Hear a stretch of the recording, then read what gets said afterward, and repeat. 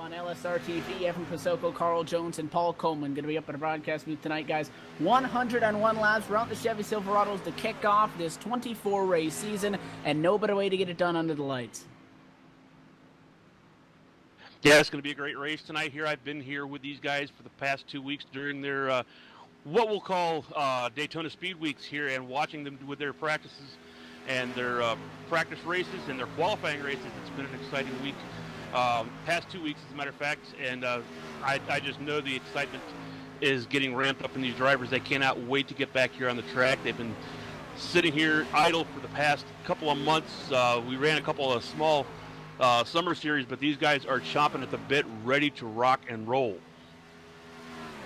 And like we said, we get it kicked off. It is going to be the trucks at Daytona, and there are going to be 5 primary vehicles that will be seen throughout this 24-race season, which does include a 5-race chase for the championship when it all comes down to it later on. But we're going to be seeing super late models, Indy cars, the Gen 6, the Nationwide, and also the trucks that we're seeing tonight throughout this season. I want to bring Paul Coleman into discussion now. Paul, these guys have to roll through what is going to be a 19-race regular season to put themselves inside the top 10 to be in contention for that championship, and it's not easy coming out here, and they're going to have to be balancing 5 different race cars. What would that affect you as a driver having to swap between those cars week in and week out? As a driver, you get so used to one of the types of cars, be it trucks, street stocks, whatever. They all handle a little differently, so it's really difficult for these guys, because once they get to that 3rd race and they just get a handle on the car, it's now time to learn a completely different car. And that's what makes the series great, because it's almost like the NASCAR chase. It resets after 3 races, so if somebody's locked in, they're not locked in for a while, it resets and puts everybody back on the same plan.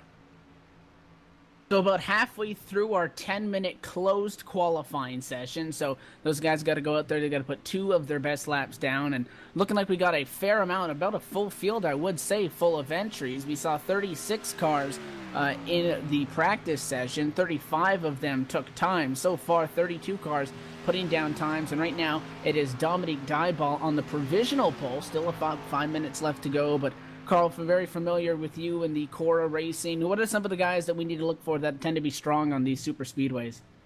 Well, like I said, I've been here for the past 2 weeks watching these guys. One of the teams that's going to be really strong out here is going to be the team with Dominic Dyball, and we got Brandon Cruz Monsivice and Joel Wood. These guys are going to be really strong out here in Woodwrench Motorsports. They have been pretty much the fastest and the class of the field here for the past 2 weeks. We have other drivers like David Wink and Everett Lane. They're going to be making strong showings tonight. Don Stevenson, he's going to be another one that's going to be making a strong showing tonight. I think we're also going to see some people like Gordon Berkey. They're going to be sneaking their way up through the field. This is just a lot of the drivers came back. They have a few new ones out here, but there's a lot of old faces that's been around CORA for a long time. James Brown, he's back there in the back starting tonight, but you watch out for tonight for him to be coming up towards the front. It's gonna be a very exciting race. I have a funny feeling we're gonna be in for a big surprise by the end of the night.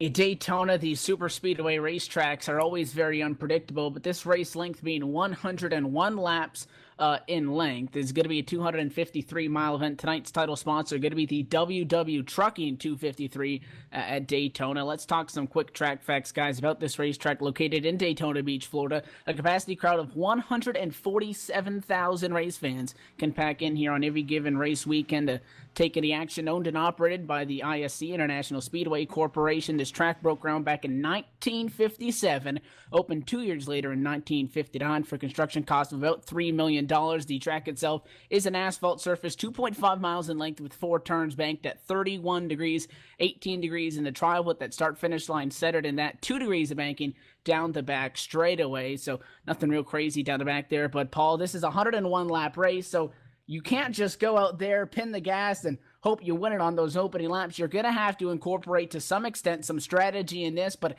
even through all that end of the race will always tend to be a shootout. Absolutely. You mentioned you can't win it on the first lap, but you certainly can lose it on the first lap. We've seen many drivers try to be a little too aggressive at the start, trying to work their way up. I believe we have a field of at least 34, maybe a little bit more drivers than that. So you're going to have to be somewhat aggressive because it's not the full 500 miles. It's 101 laps or 252.5 miles. So you're going to have to use strategy, move your way through the field, but also at the same time, be very, very, very careful. Strategy is going to work key when you do pit stops.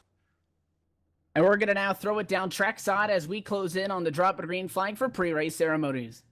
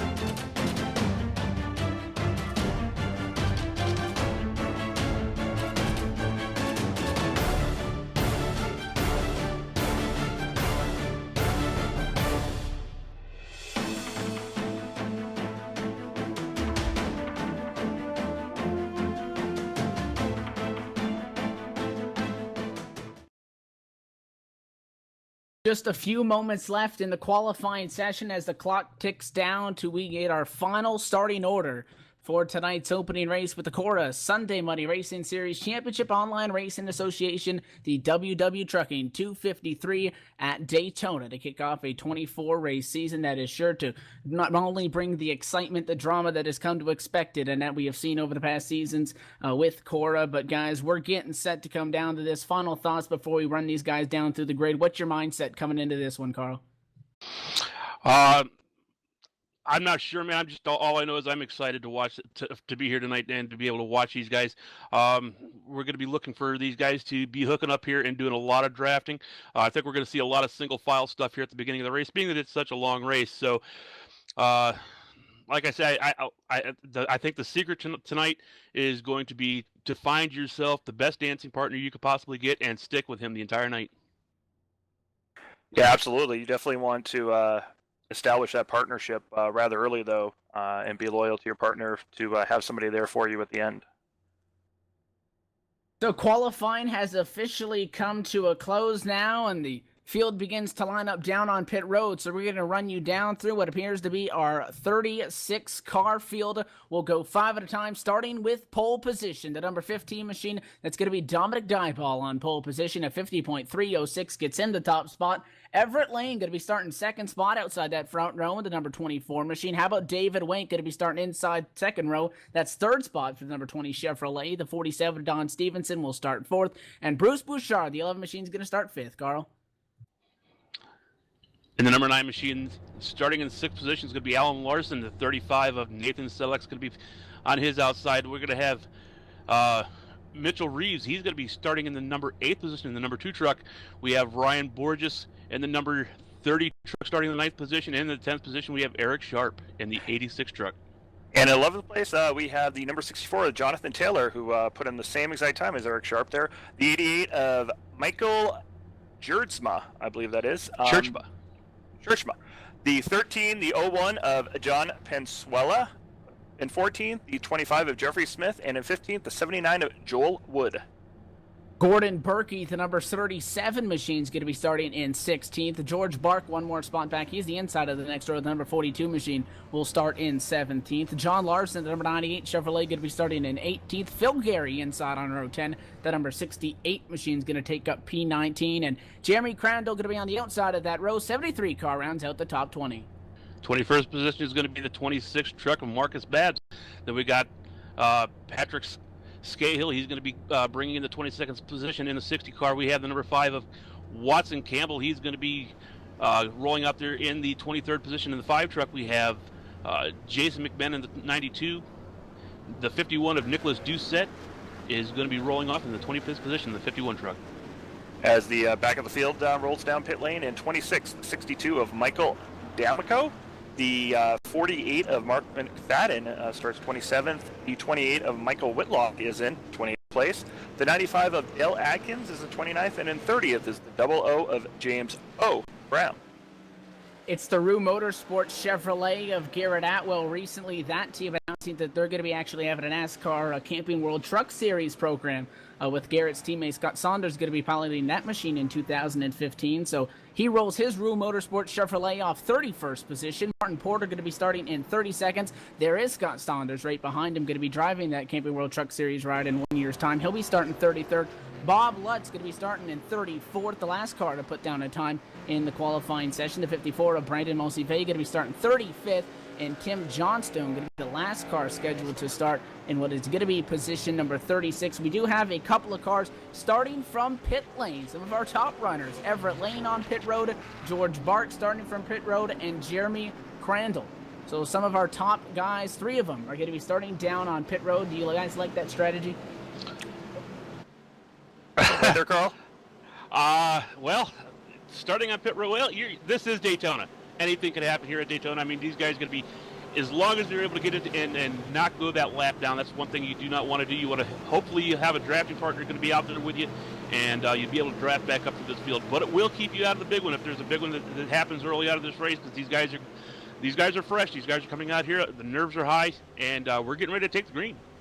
The pace car is down, the green flag flies, and the CORA Sunday Muddy Racing Series back underway as Dominic Dyball leads us to the green flag, and side by side all throughout this pack, as you mentioned, Carl, the possibility of a big one is always there, but it's most prevalent when these guys are so packly tight together. The top 30 within 2/100ths of a second at each other at the start-finish line. It's the outside lane, however, in 1 and 2. It's the run with David Wink and the 11 machine of Bruce Bouchard.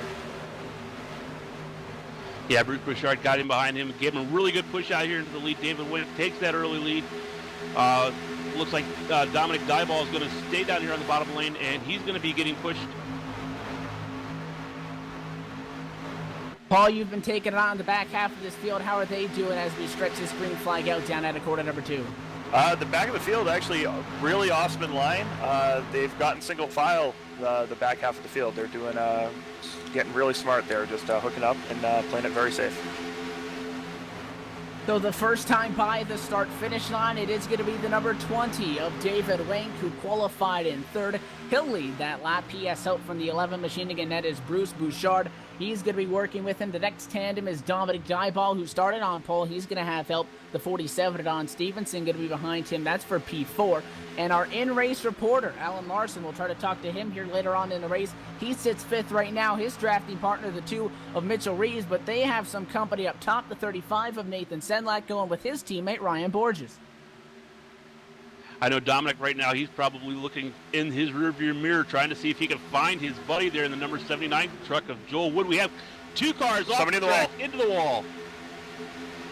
Trying to get a number on those cars, but we got 2 trucks out into the outside wall trying to get a number on who they are. We stay green, I do believe, for the moment, as everybody's able to scatter, get around that, and looks like for the most part everybody is able to get away, no incidents. Here in the number 25 car of Jeremy Smith. He is slow. That's a fast lane racing Chevrolet entry, and he had a bad lick. It looks like it was the 42. Is that the 92 car? The 92 got up into him, and a hard lick into the inside wall. Jeffrey Smith went up and over. Replay going up now. That was Jonathan McMinn who caught him, the number 92 car. Both of those trucks down was pretty heavy damage. However, because they were down on that apron, the green flag stays out, Paul. Yeah, I was just looking at the replay of that as well, trying to figure out who was at fault. It looks like that 42 is done for the night. Unfortunate. So early trouble. Everett Lane now passes his beaten and battered teammate as Jeffrey Smith will, I do believe, go a lap down. He has a lot of damage, running only about 150 miles an hour by himself. So that truck obviously significantly off pace. The update on our drivers that started from pit road, that includes Everett Lane, George Bart, and Jeremy Crandall. Now I have to tell you, the 73 and the 42 of Crandall and Bart, that is a dominant two-car tandem. If those guys get together, they are hooked up. They started from pit road. They sit 26 seconds out of it, so not an immediate threat to anybody right now. They need to stay hooked up, guys, if they want to stay on the lead lap. The car I'm worried about is if we stay green. Everett Lane was the odd one out on that, Carl. He doesn't have a drafting partner. He's already 28 seconds back. If we don't get a green flag running, that 24 car can go a lap down. Yeah, Everett Lane, he's sitting back here. He is 28 seconds off the pace right now. He is actually a few seconds even back from George Barks. He is not even going to be getting a sniff of any kind of a draft. And it's not going to take him long before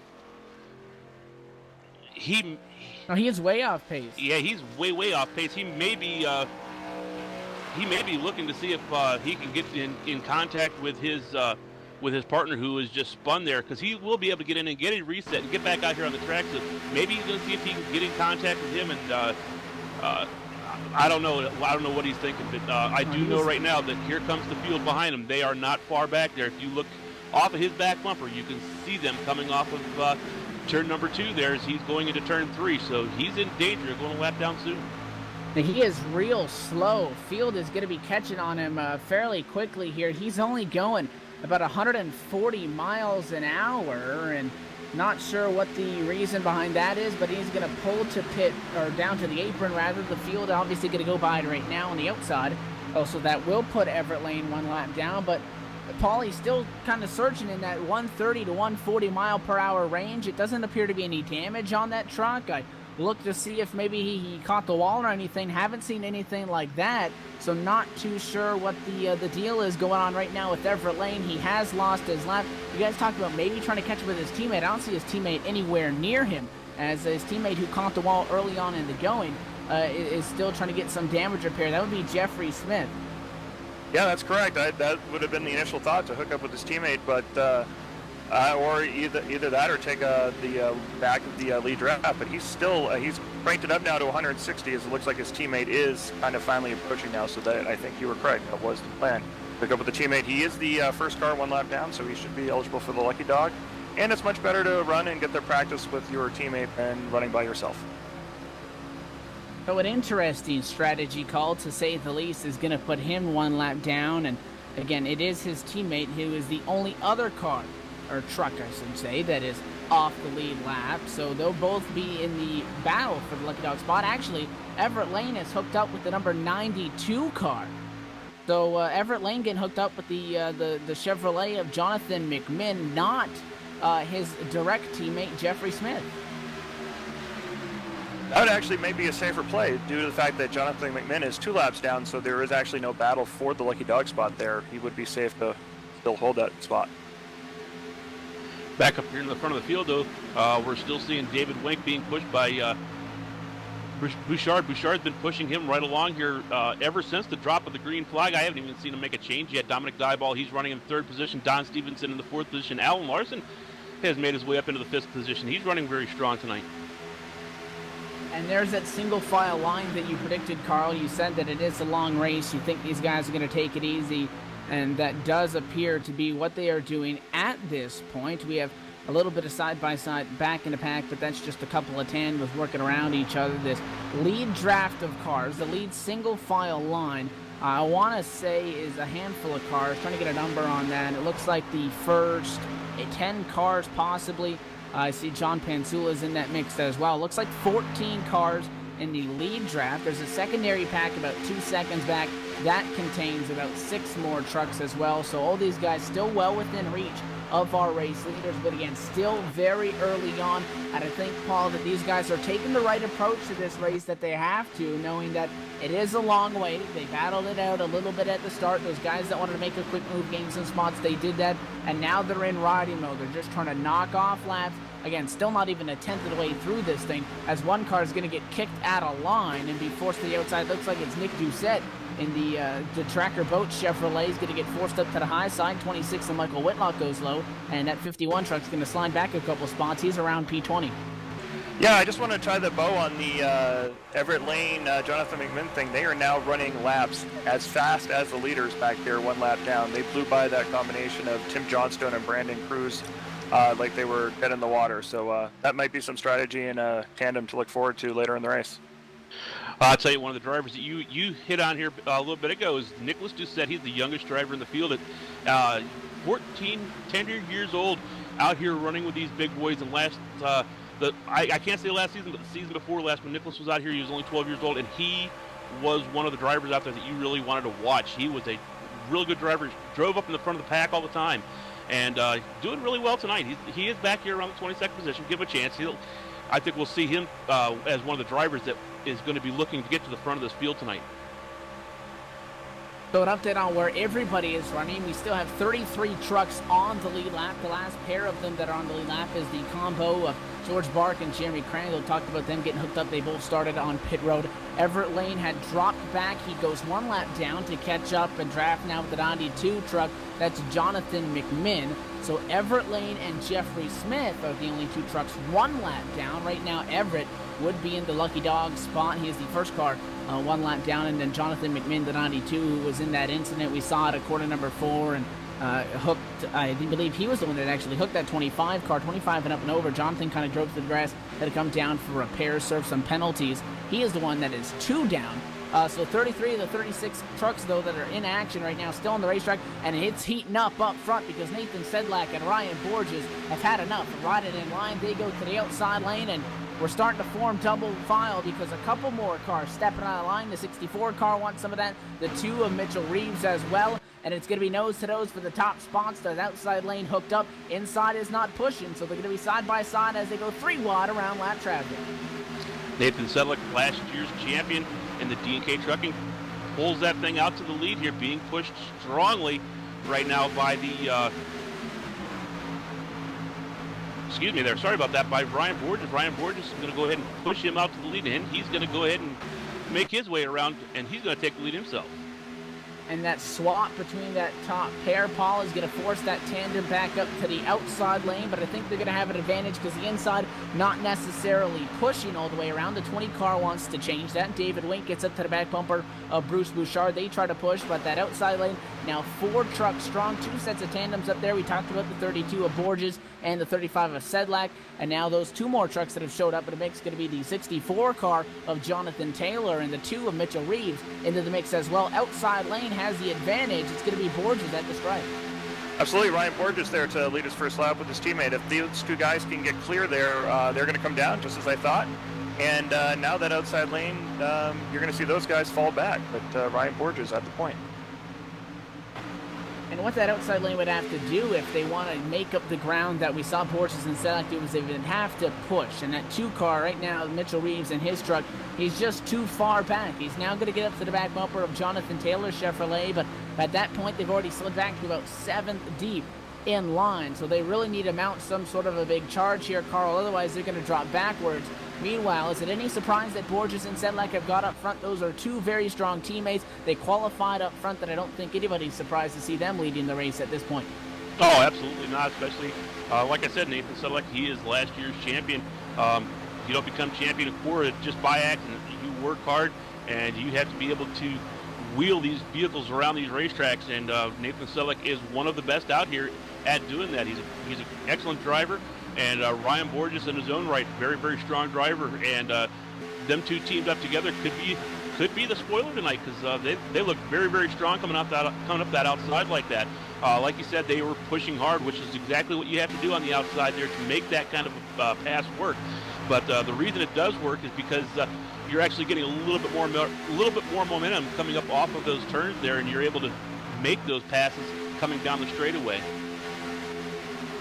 How about an update on some cars back here in the pack? Let's take a look at positions 23rd on back. There are 3 teammate trucks right there. You got the 49 of Scott Saunders. You have the 19 of Garrett Atwell. And you also have the 8 machine of Martin Porter. All those trucks, again, representing that Rue Motorsports gang that we talked about.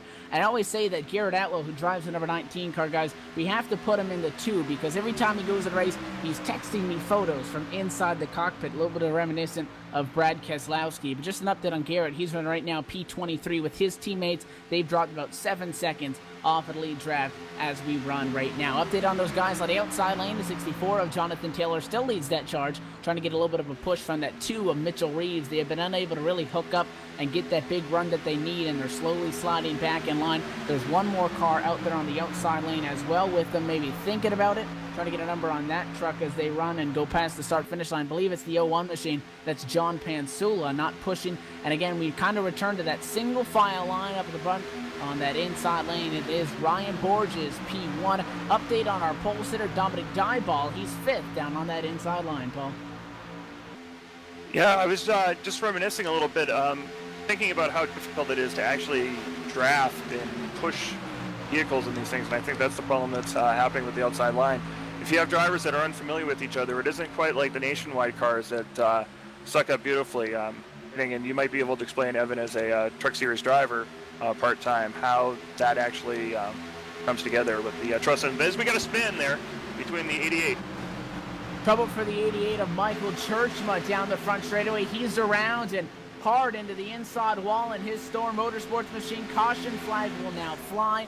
Believe it is going to be for his machine. Don't see any other issues on the track. So Michael Churchma, that's not the first time, guys, that we've seen somebody get turned off the corner, and it looked like him and the 64 car just drifted into each other. 88 went high a little bit as he traced the line of the 9 car in front of him. That's Alan Larson. 64 car came down as they were sliding back at the outside. As replay goes up now, trying to pinch him down, get that side draft. 88 truck just got turned around and locked him up, but went nose first into the inside wall. Caution flag will fly. He still has his engine, which is always good news, so he's able to bring it back down to pit road and get repairs. But this is going to be our first break in the action, and I'll get some quick reactions from both of you guys, starting with Carl. How do you guys think the beginning of this race has gone? I think it's pretty much what we were expecting. I mean, we've seen that single file. The guys know that they need to ride wrong, but we have also seen, and it's very important, that teammates, and as Paul said, teammates, you know how they drive, you know how to push with them, are really starting to rise to the front of this field. Well, I'll tell you, one of the things that one of the people right now who's taking a big sigh of relief right now, I believe, is going to be the 24 truck there of Everett Lane. He's going to be able to get his lap back now on this here.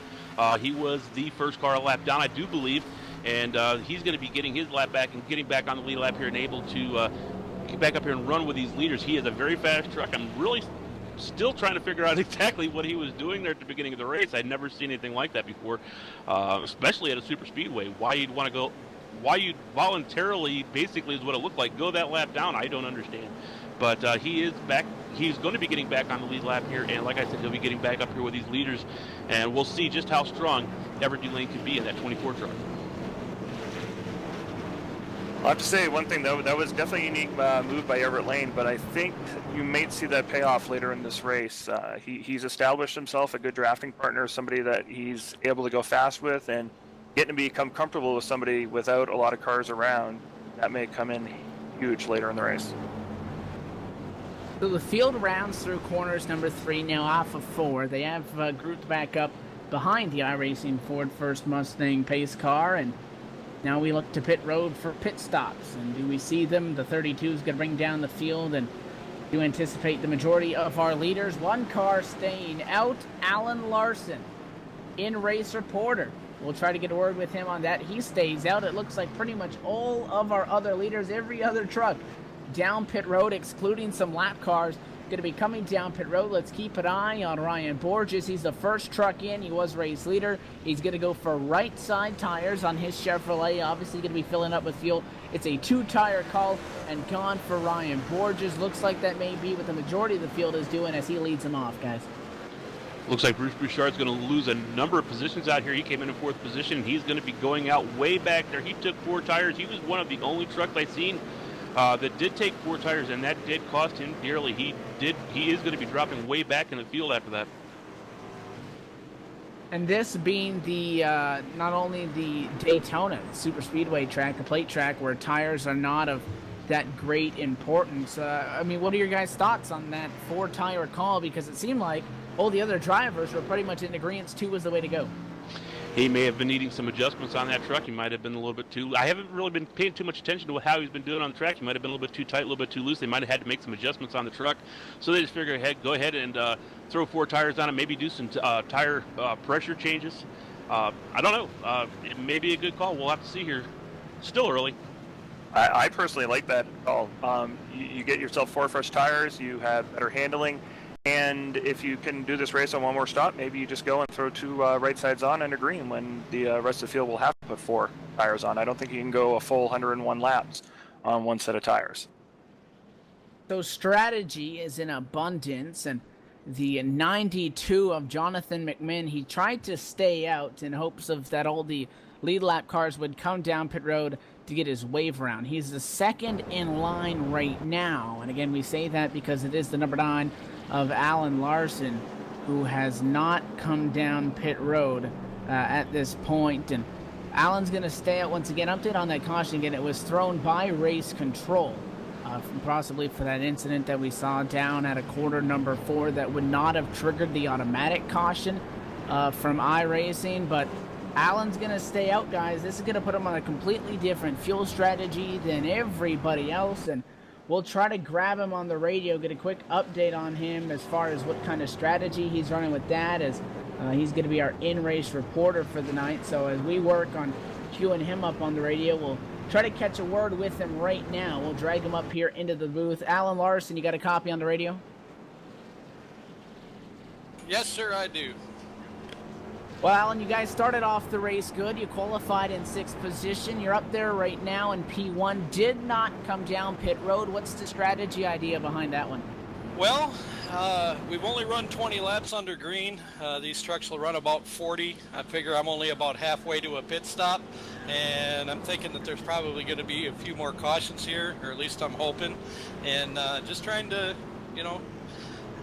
get this Napa Silverado out front for a little while and see if we can compete with these guys. Obviously the first race, no better way to kick it off than going to victory lane. Alan, that incident there that evidently brought out the caution at a 4 happened right behind you. Did you see anything from your cockpit that might have told you what happened there when that went down? No, I sure didn't. I was concentrating on what was going on ahead of me. I looked up and the 88 was gone, so I have no idea what happened. All right, we're going to be P1. Good luck here, and we'll try to talk to you later on. Okay, good broadcast, guys.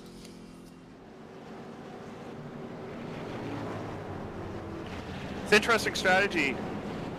He says you can go 40 laps. Well, everybody else seemed to pit on 20 laps, so if you can go 40 laps on a tank of gas, then I think a lot of these guys really only have one more stop, and so with Alan needing to have 2 stops, I don't know if this strategy is going to play out or not. I don't know. I think the strategy is going to work out good. He's just going to stick to whatever he had planned here at the beginning of the race. I'm sure he was looking at going to lap 40, whether it go green or whether it comes under yellow, obviously, because that's exactly what he did. He just kept it out there on the racetrack. I don't think it's going to make too awful much of a difference. He's going to be a little bit lighter out there, so maybe he'd be a little bit faster. Who knows? Absolutely, and to your point, being out front, guaranteed you're not going to get yourself messed up in anybody's accidents, as we have the 92, 73, and 42 all making last second stops here in pit lane to get their trucks full of fuel to make it maybe only on one more stop. Looks like Jonathan Taylor's going to get the EOL there. He's going to be put back to the back of the pack after causing that spin there on the racetrack with Michael Churchman. So the Jonathan Taylor machine will be headed to the back of the field. The race control has deemed him the cause of the caution. So as you said, he will receive an EOL, end of longest line penalty. He'll have to line up all the way at the back, behind the lead lap cars, behind the lap cars. There are 2 cars that will remain 1 lap down, going to be Jonathan McMinn and Jeffrey Smith. Both of those trucks will be 2 laps down as we run right now. And again, we talked to Alan there under the caution, guys, and he said that he's hoping for a yellow because he's halfway through the fuel run. The only issue I would see with that is if he doesn't get that yellow, There's nobody else on the same strategy with him. So pit in here, especially green flag pit in, you're gonna need a partner once you get off pit road and once it all cycles through, or you'll get left by those guys that come down in big packs. We're gonna have to see how this one shakes out. Gonna be a lap 23 at a 101 lap restart. Alan Larson gonna be in control of the 32 of Ryan Borges up top. Expect to see him trying to get hooked up with the number 15 of Dominic Dieball. They have another teammate up in this mix. Looks like the 35 car of Nathan Sedlak. He talked about him, defending series champion, going to be restarting in the number 6 spot. But yeah, Racing Ford first Mustang pace car gets set to dive down to the safety of pit road and get this thing back under green flag conditions. Pace car is off, 9 car in control of the field. Green flag flies back underway at Daytona. Dominic Dieball is going to get right on that rear bumper there of Alan Larson. He's going to hurry up and try to give him a quick push out and get past this outside line. Don't see the outside line quite hooking up yet, but Dominic Dieball is hard on that back bumper of Alan Larson, pushing him out into the lead. And that 32 can't get immediately with Borges because here comes the 3. How about Bob Lutz after starting this race, guys? 34th position. Moves himself at another 3 spot, and now trouble back in the pack. Caution flag is going to fly. The 26 of Marcus Babb is around. That National Guard machine is into the outside wall. Caution flag will fly, and it's going to be the incident between him and the number 88 machine involved in that as well. The 88 car making contact down the back. That's Michael Churchman. Michael Churchman once again not having any luck out here tonight. This will be the second time that he has had some problems out here on the racetrack, this time involving also the 26 car of Marcus Babb. Marcus Babb getting some extensive damage there to the front and back of the truck. Looks like he bounced it off the wall, plus bounced it off a couple other trucks as they were trying to scramble and get around him.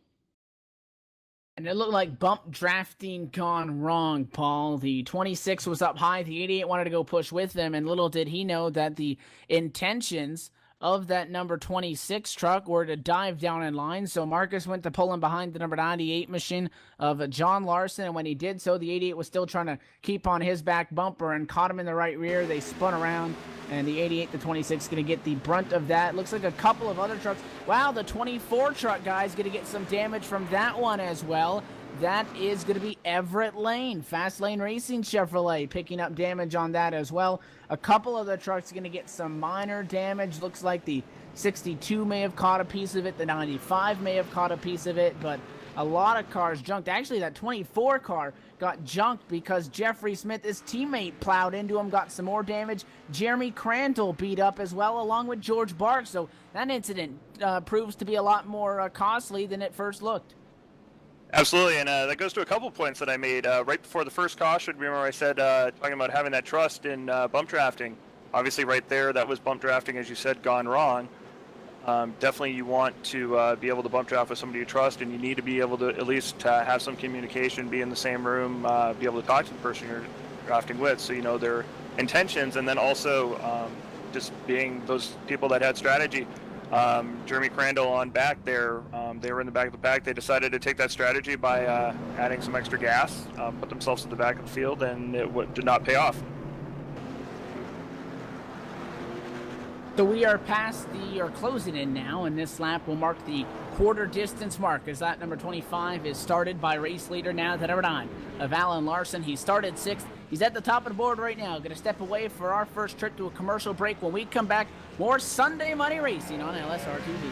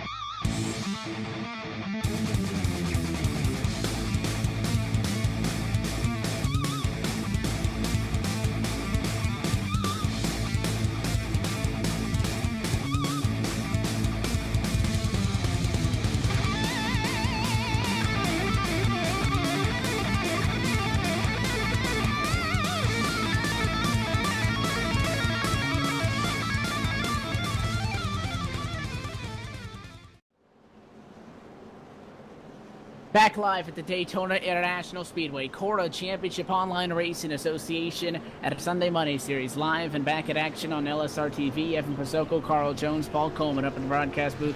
With you as always, Laura Lawson down the production hauler, pushing all the buttons and getting us on air. Guys, we're doubling up. We get the one to go. Going to be a restart with 28 laps in to this 101 lap affair. I have to say my OCD is not happy about that, but it is the WW Trucking 253 at Daytona. So the front row is going to Alan Larson, Dominic Dyball, who started on the pole position, back up the second after sliding back partially. Guys, we're a quarter distance in this race. Already asked you guys about your thoughts so far on this. I'm looking forward to see if this 9 car can make that strategy work. And again, it wasn't a crazy move considering he was still a top 10 car in the running, or I say car, I need to say truck. He was a top 10 truck. It's not like it was one of the trucks that was riding outside the top 30 guys. So do you think that risk versus reward is worth it with that number 9 machine?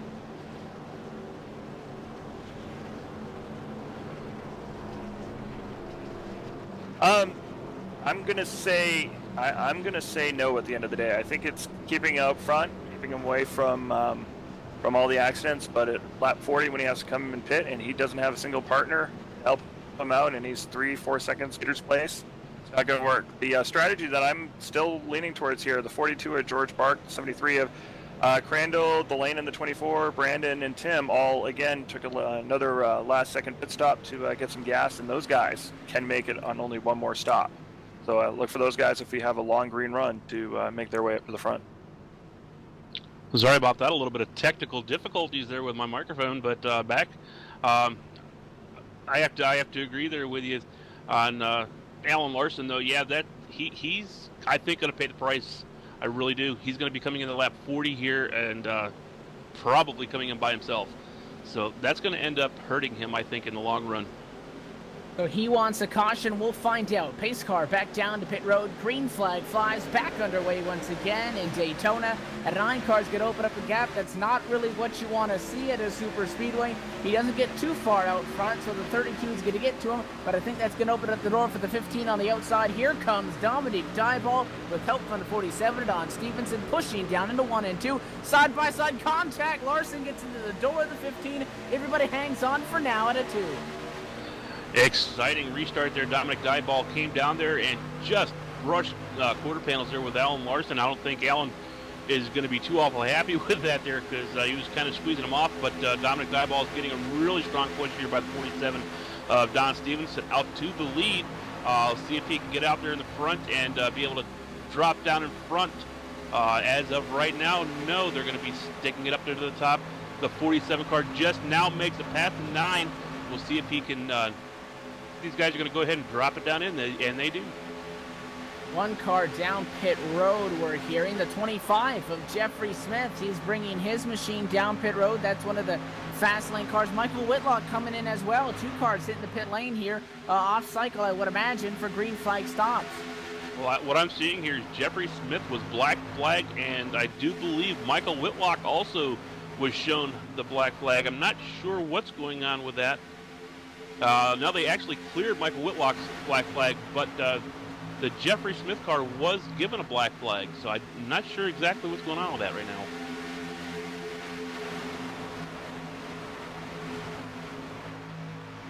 I believe the black flag is, as I was mentioning, a couple of guys down at the end of the field, they were taking gas with the last lap. I believe iRacing does in fact black flag you if you have not been in the pits previously, if that's your first stop with 1 lap to go. And both of those guys did that. So it appears that race control had actually given these drivers black flags. Then they were cleared to the point that it would force them to come down. And the pit 25 road. spun. Yeah, trouble. The 25 truck is around after trying to leave pit road. Jeffrey Smith is going to try to get it back going. He just got down into the grass there, trying to get back up to speed on the apron. He'll get back rolling. But the idea behind that is race control gave him a black flag. And once they hit pit road, they cleared it so that would, in theory, just be a pass-through. Those drivers that believed in it, it appeared so that they elected to actually come down, take 4 tires and fuel while they were down there. So interesting to see that, but we're going to have a lead change at the start-finish line. It is going to be the 15 of Dominic Dieball back to the point, and it is going to be the 47 of Don Stevenson pushing him. That's going to be the second car in line on the inside lane. Outside, 2 trucks trying to get the job done. Once again, Mitchell Reeves and the 37. Gordon Berkey now up into the mix up front. They're trying to make the outside work, but they're not pushing, not going to get the run that they need. They're about even with Alan Larson, who has dropped the third on that inside lane off that restart. Yeah, Go ahead. Just to put a punctuation on that black flag there, what it was, I just got word from race control. The reason for the black flag was changing lanes before the start-finish line. That's what I'm hearing from race control right now. Something you definitely can't do. I was just going to make a point, too. Alan Larson's troubles might be beginning sooner than later with the field knowing that he does, in fact, have to pit. He might be the odd man out as he does not currently have a drafting partner. He is in third place, but currently nobody wanting to ride along with him there.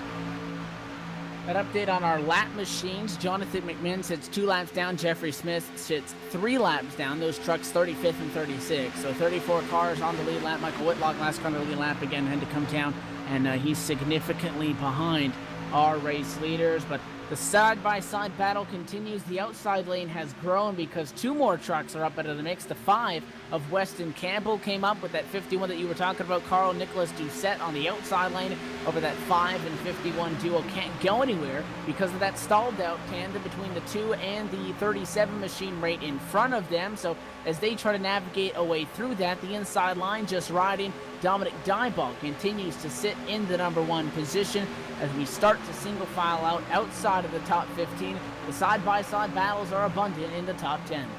Yeah, watching that Mitchell Reed number 2 truck there, they make a little bit of progress every time they hit the straightaway, and they're slowly creeping their way up here. Looks like, I'd say within the next 2 laps, Mitchell Reed's, if they keep pushing like that, will be up here in the lead, being pushed hard. I'm trying to see who's pushing him here.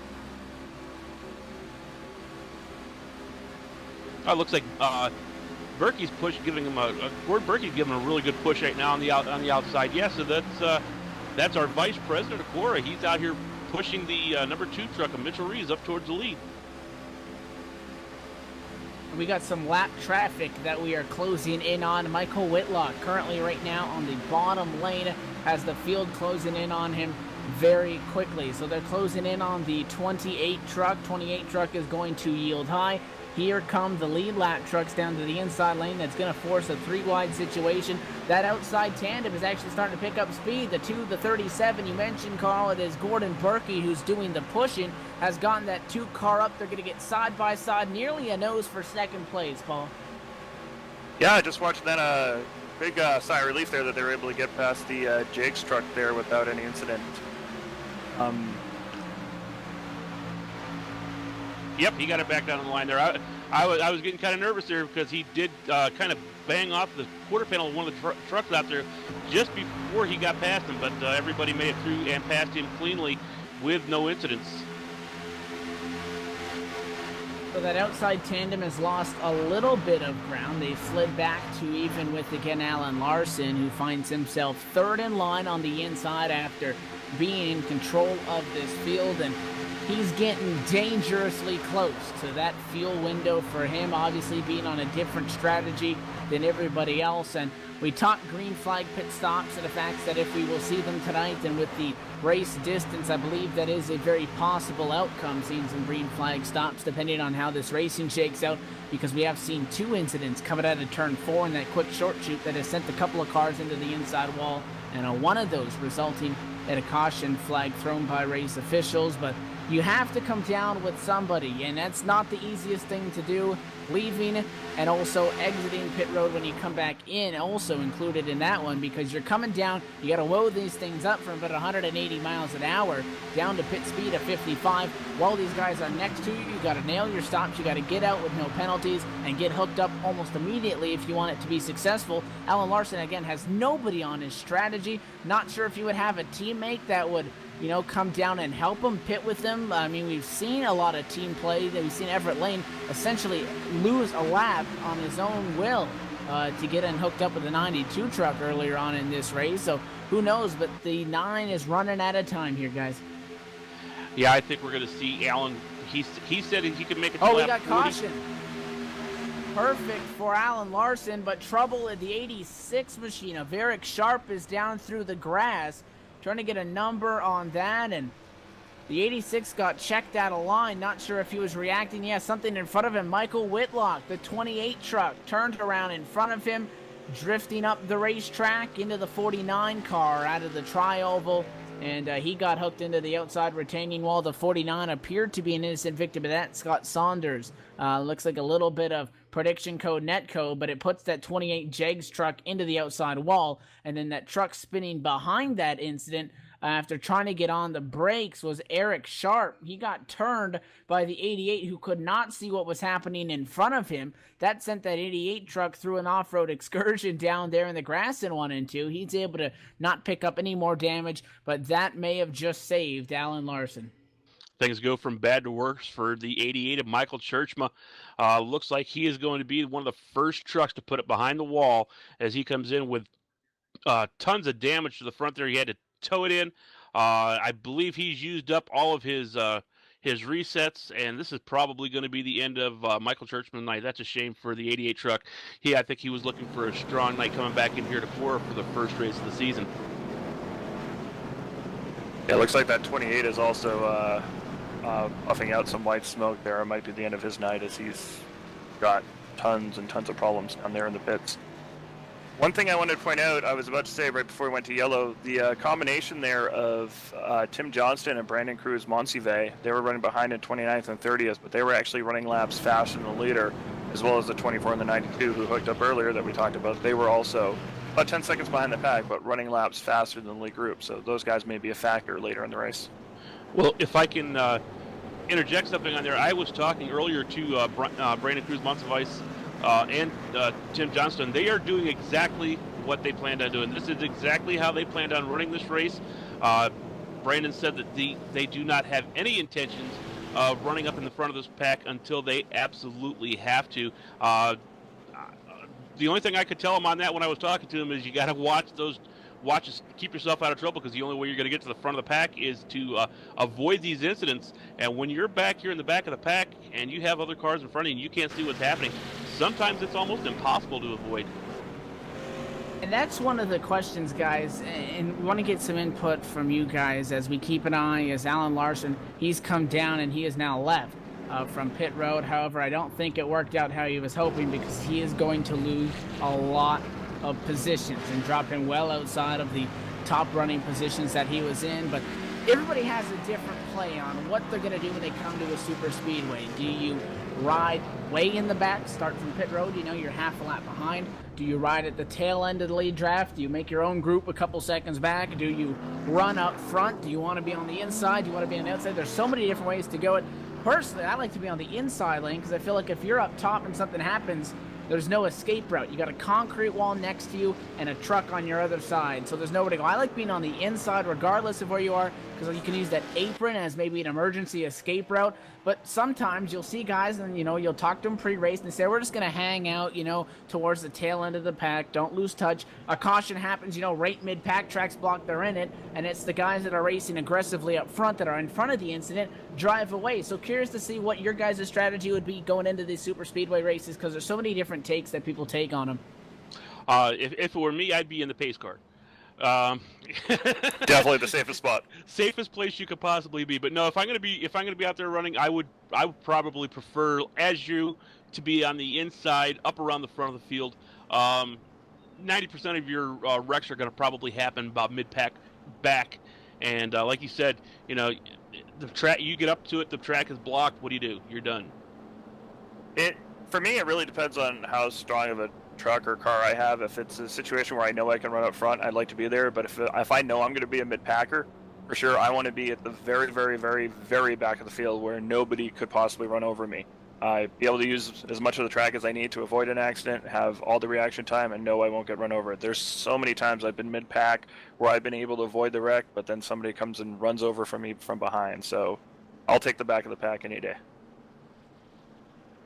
And we will see those different strategy plays, those multiple attacks on how these guys are going to roll into this race play out as the night progresses. And We've passed the quarter distance mark, closing in about going to be 10 laps to go this time by until we reach the halfway point. And again, that will put us on the downhill side of things where the action is only going to be amplified at that point because there's going to be a lot less lifting, a lot less give, a lot more take. And that's when Daytona can really show its true colors, especially when we're under the lights here. Update on some lap cars. Last car on the lead lap is Brandon Cruz-Monsive. He is 32nd spot, so the first truck off the lead lap. 1 lap out of it's going to be Michael Whitlock. He's the only truck 1 lap down. A couple of guys 2 out of it is Michael Churchma. Carl, you talked about the rough night that he's had in the 88 machine. Jonathan McMinn's 2 down, and so is Jeffrey Smith. But so far, I have to say, pretty impressed. No trucks behind the wall. Everybody's still out there on track.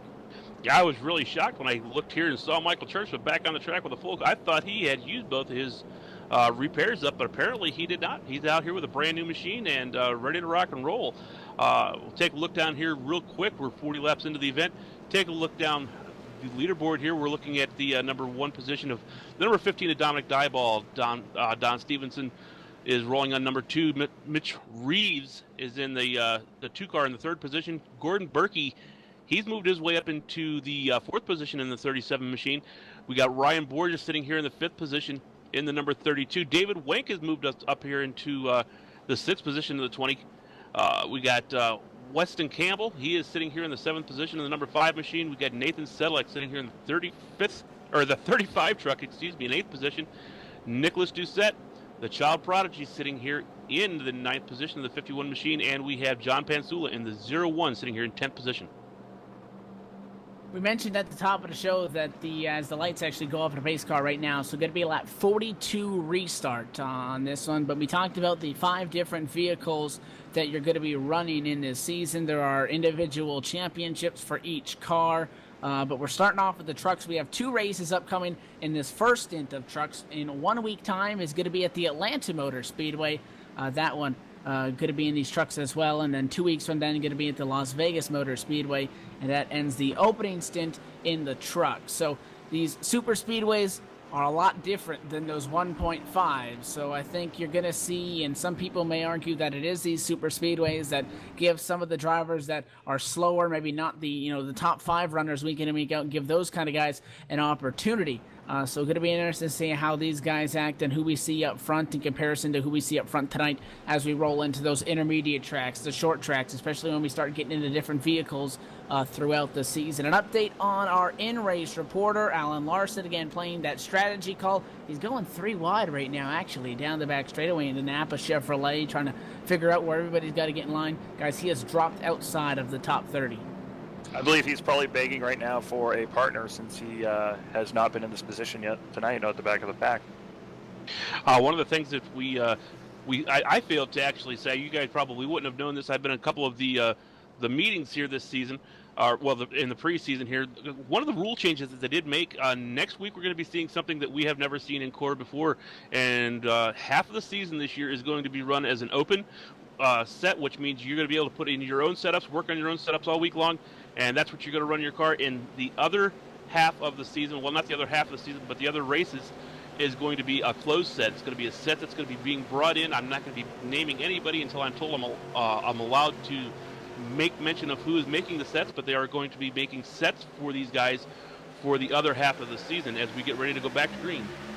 The green flag flies were back underway, and this is one of our open set races via CORA-racing.com if you want to find out any more information on the CORA Sunday Money Series. But 1 week's time, we're going to go back to fixed and back to open, so it appears it's going to alternate throughout the season, which again is only going to furthermore test who can really drive these trucks. So we're back underway. We roll into quarter number 2. It is the outside lane. Dominic Dieball with help from the 47 of Don Stevenson.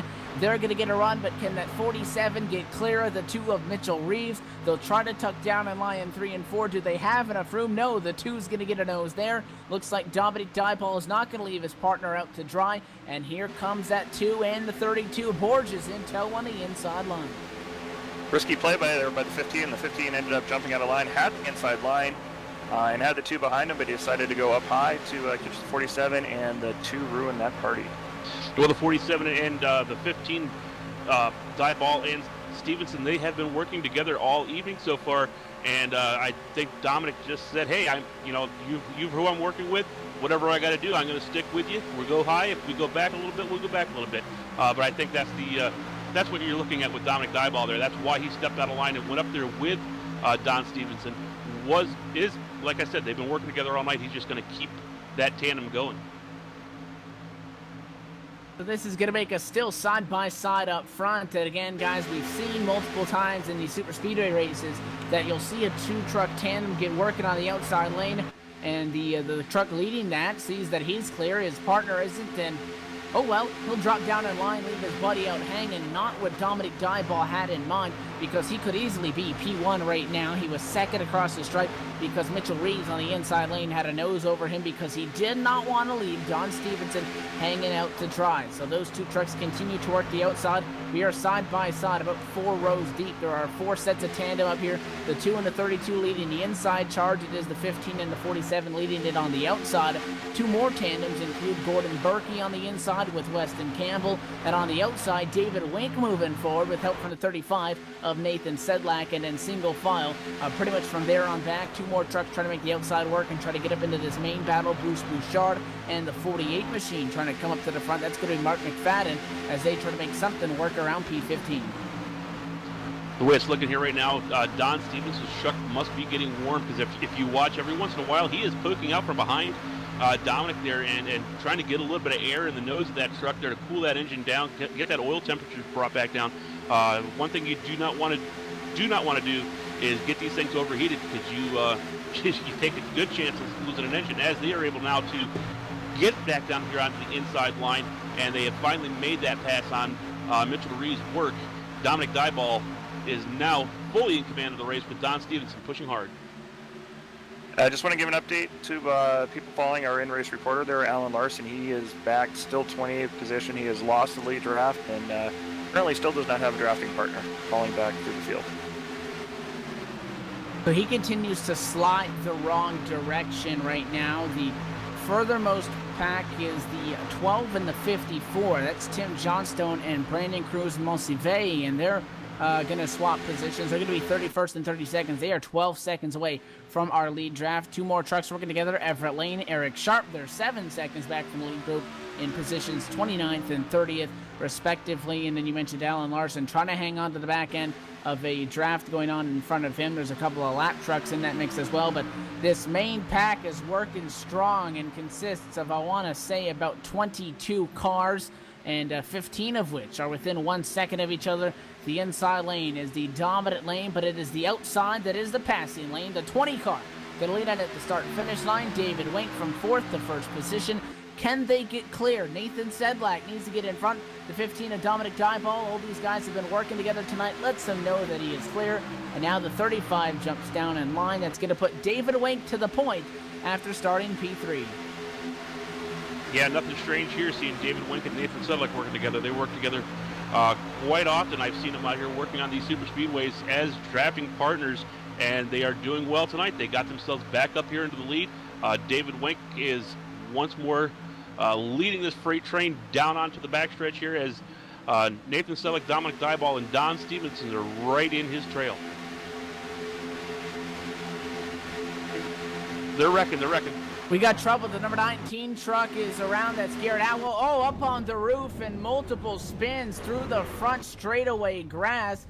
He got hooked by the 48 machine and just turned into the wall. He got another hit. Looks like another truck came in. The 60 machine sent him up in the air, and Garrett Atwell up and over multiple times. He's going to have to take a tow back to his stall, guys, because he landed on his roof. And this is going to slow us down as the caution flag will fly just short of the halfway point. That's a shame, too, to see Garrett Atwell in the Atomic Church truck there. He was another driver who had high hopes for today's race, and looks like that's going to end with him on his roof. Lots and lots of damage here. I think that's his first incident, though, so he'll probably be able to get in here and get this truck fixed, but probably end up going a lap down, being that he had to tow to get in there. So big disappointment for Garrett Atwell in the Atomic Church truck. But back up here in the front, like you said, now David Wink and Nathan Sedlick, now they're sitting up here in the front. Do you guys think we're going to be seeing any more pit stops right away, or you think you guys are going to leave them out here for a while? First of all, I just have to say I'm incredibly dizzy after watching that. I don't know if I've ever seen as many spins. I don't know if I've ever seen as many spins. I'm seriously, my room is spinning right now. Anyways, as for the strategy, really quick, I'll have to say that I believe most people should stay out if they want to be. If they just pit 10, 15 laps ago, so they're good there. You're not going to see any needed pit stops for another 15 laps or so. So stay out. Well, John Pansula is going to bring it down pit road, and I agree with you on the fact that they are still short of making it the distance, so I think they should stay out. That would be my call, but down pit road goes John Pansula, and as we close in on the halfway point, going to give you a full field rundown presented by today's our title sponsor, WW Trucking. We'll run you down through them 5 at a time. David Wink right now sits P1, Nathan Sedlak in second, Dominic Dipal in third, Don Stevenson fourth, Mitchell Reeves P5. Ryan Borges is in the 6th position. Gordon Berkey, excuse me, Bruce Brouchard, Weston Campbell, and Nicholas Doucette round out the top 10. Scoring hasn't caught up yet. We know John Pansula was in 11th when he came down pit road. And 12th is the 00 of James O'Brown. 13th, the 79 of Joel Wood. 14th place, the 98 of Darn Larson. And in 15th, the 64 of Jonathan Taylor. Bill Gary sits 16th, 17th is Scott Saunders, Martin Porter 18th, 19th Jeremy Crandall, Michael D'Amico top 20. George Bark, Dale Atkins, Patrick Shackle, Alan Larson, and Everett D. Lane ran out to your up to 25 positions. All right, and at 26, we have the 26 of Marcus Babb. 27th is the 86 of Eric Sharp. 28th, the number 3 of Bob Lutz. And then in 29th and 30th, our tandem of Brandon Cruz, Monsi Vey, and Tim Johnstone. Mark McFadden, 31st. 32nd, Michael Whitlock. Garrett Atwell, 33rd. Michael Churchma, first truck, 1 lap down. Actually, no, Garrett Atwell's the first truck, 1 lap down. Churchma's 2 laps down, 34th, 35th. Jeremy Smith and Jonathan McMinn in 36th position. So halfway through this opening race with the CORA Sunday Buddy Series, going to step away once again for a quick commercial break. When we come back, more racing under the lights at Daytona.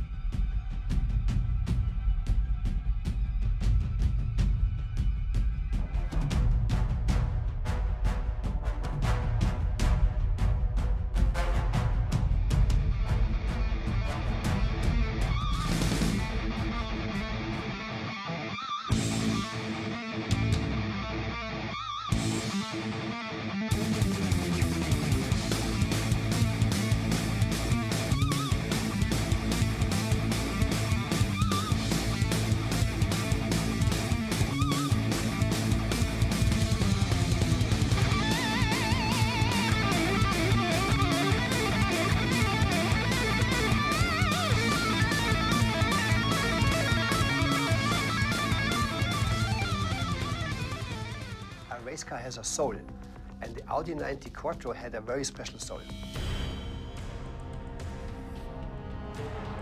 When we came to the States with this car, nobody could believe what we can achieve with this car.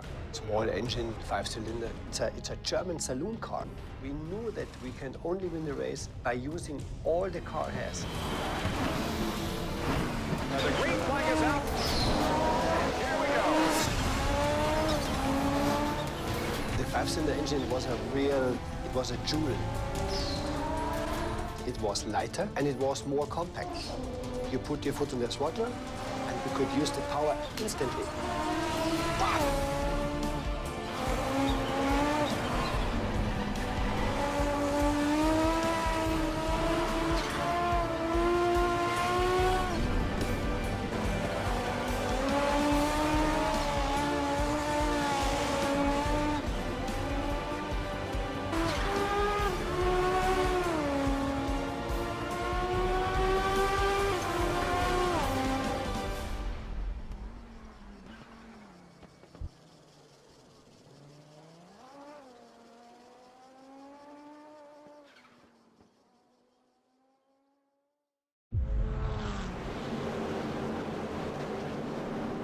Back live at the Daytona International Speedway, lights off on top of the iRacing Ford First Mustang pace car, and halfway point this time by going to be taking the green flag, and it is going to be the number 20 machine, David Wink, his Chevrolet, in pole position. Up again, welcoming you back into the broadcast booth on LSR TV. Evan Pasoko, Carl Jones, Paul Coleman once again up here with you guys. And season opener, guys, we're halfway through it. We've seen a fair amount of wrecks, but the big one that is always a fear at these super speedways has eluded us to this point.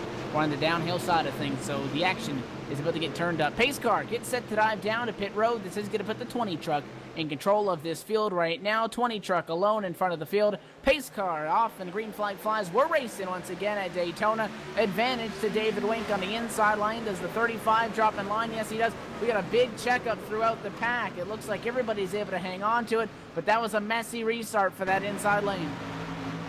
We got trouble with the 98 truck. And that appears to be John Larson. He's down in the grass, guys. Not sure if you caught what happened there. It looks like a huge checkup, and he got sent down to the grass. Yeah, that's exactly what it was there. The inside line checked up. He didn't get checked up, or somebody behind him didn't get checked up, gave him a boot, and right down into the grass he went there on the tri-oval. That's a shame, man. He was actually starting to come up through the field there pretty good, and that's going to put him back way into the back of the field. Actually, he's not going to even have contact with the back of the field. And that truck got shot at a line, and Paul, this is going to separate what we thought was going to be a big, crazy pack here. Everybody's kind of separated. Look at the outside lane go through the tri-oval, 47 to the point. I was just going to mention really quick, Alan Larson, our in-race reporter, got some significant rear-end damage on that last thing again, so his strategy not working out for him. He's Don 20, but left rear damage on that machine for sure. Don Stevenson just got the push it a lifetime up here to the front. If you were watching that, boy, he was going at least 5 mile an hour faster than inside lane, and wow, that was pretty exciting for Don Stevenson. I think he was probably looking down and saying, "Oh, yeah, how fast are we going here, guys?" Well, Don's got one of the best super speedway aces in Ryan Borges pushing him through, so he's definitely in good hands there. And again, this is one of those open set races, so these guys can be selecting which setup they would like to run. They are not forced to be on the same as everybody else. So all these teams are working. Obviously, if you're a teammate, you get the same setup as them. So a little bit of aero packages, I'd say, for the bigger teams, evidently rolling into this one. But 47-37, they sit in the top two spots. They are teammates side by side from what's going to be P6 on pack. The outside lane is trying to be led. It looks like the 15 of Dominic Dieball is on the outside lane. He has help. The 79 of Joel Wood trying to get into the mix. How about Joel Wood starting in 15th position? Has been kind of quiet all night, trying to make a charge to the top 10. He leads that outside lane. Yeah, I was just going to say, Joel Wood has been quiet. He's been doing pretty much exactly what he wanted to do. He's finally going to get himself lined up here with his teammate here, Dominic Dieball. These are the two that I was telling you earlier were the class of the field all week long, and here they come. They have finally gotten themselves together. Let's see what Dominic Dieball and Joel Wood are going to be able to do from the Woodridge Motorsports team here. These guys are going to be a force to reckon with, I guarantee. Just looking at the telemetry really trick there, Joel Wood actually ran a half a second faster than Don Stevenson in that last lap. Amazing what you can do when you push and get right on up to somebody's bumper. Well, these guys have amazing setups here. Like I said, I've been watching these guys for the past 2 weeks, and they have been that much faster the last 2 weeks here, and it's showing right now. Well, I was about to talk about John Larson. He just caught the wall all by himself at a lap or at a turn number 4. He's 43 seconds back, or if you want to correlate that, he's only about 5 seconds in front of the leaders to lose his lap. But 98, you have to imagine not satisfied, guys, as he's about to lose his lap. The fact that he got turned, there was no caution, but we had seen earlier in the race when Michael Churchma got spun, that did not bring a caution, did not trigger a caution from iRacing. There was one actually thrown by Race Control. Yeah, I don't know what's going on with that there, but yeah, John Larson is right now being overtaken by the leaders as Dominic Dieball and Joel Wood go to his inside, and so does the rest of the field. Everybody now, they make it 3 wide here as they get around him. Looks like everybody's going to be able to get by Larson cleanly this time by. But yeah, don't understand what happened there.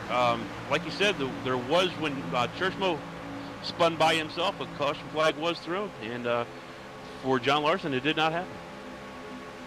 You guys think that this outside lane is going to be able to make it work? Because they are hustling, but Jonathan Taylor, oh, the 2 car nearly got turned there, but that's 64. I was going to say, he's been pushing that 2 truck for so long. I don't know how much longer he's going to be able to stay tucked up underneath them. They've gotten about a nose even with Ryan Borges, which would be for P5. They nearly lost it 1 and 2. They tried to mount the charge, and now we got Reckon back in the pack. Trouble, and caution flag will fly. Trying to get a number on who's involved. It's down the back straightaway. The 49 car. Again, the 88 of Michael Churchma is in that incident. And it looks like the 49 and the 88, looks like the 49 got shot out of line when the cars in front of him kind of bobbled and slid up, and almost a little bit of prediction code net code sent in up in front to collect Michael Churchma in that.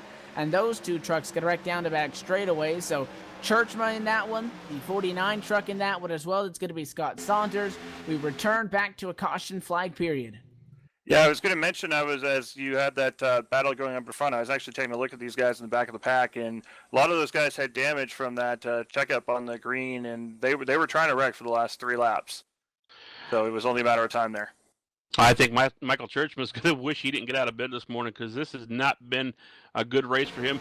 And this is just stemming off of last season. He had a lot of bad luck last year going through the season, and it just seems like it's carried over here into the first race of the season. Michael Churchman, this is now his 4th incident that he's had tonight. Major incident with major damage on his vehicle, and that's a shame, because you're not going to find a nicer guy on the racetrack than Michael Churchman, and that's a shame to see him getting this kind of damage. So guys, it's about 43 to go. Can't go that far on fuel under green. Do we see these guys come down and hope they get some cautions and try to stretch this out to the end? We're going to find out right now. It looks like 15 truck. Looks like it's going to happen unless they're going to fake him out. We'll see. 15 is showing signs that he'll come down pit road. Does Dominic Dieball commit to the inside of the commitment cone? He does. And will all the leaders come down pit road? You would have to think they're all going to come down pit road. At least one truck stays out. 1, 2, 3. I'm seeing about 3 It's going to be John Larson. Stay out there, yeah. Look like, are they all lap trucks though? Trying to get a number on them. John Larson stays out. He is a lap machine.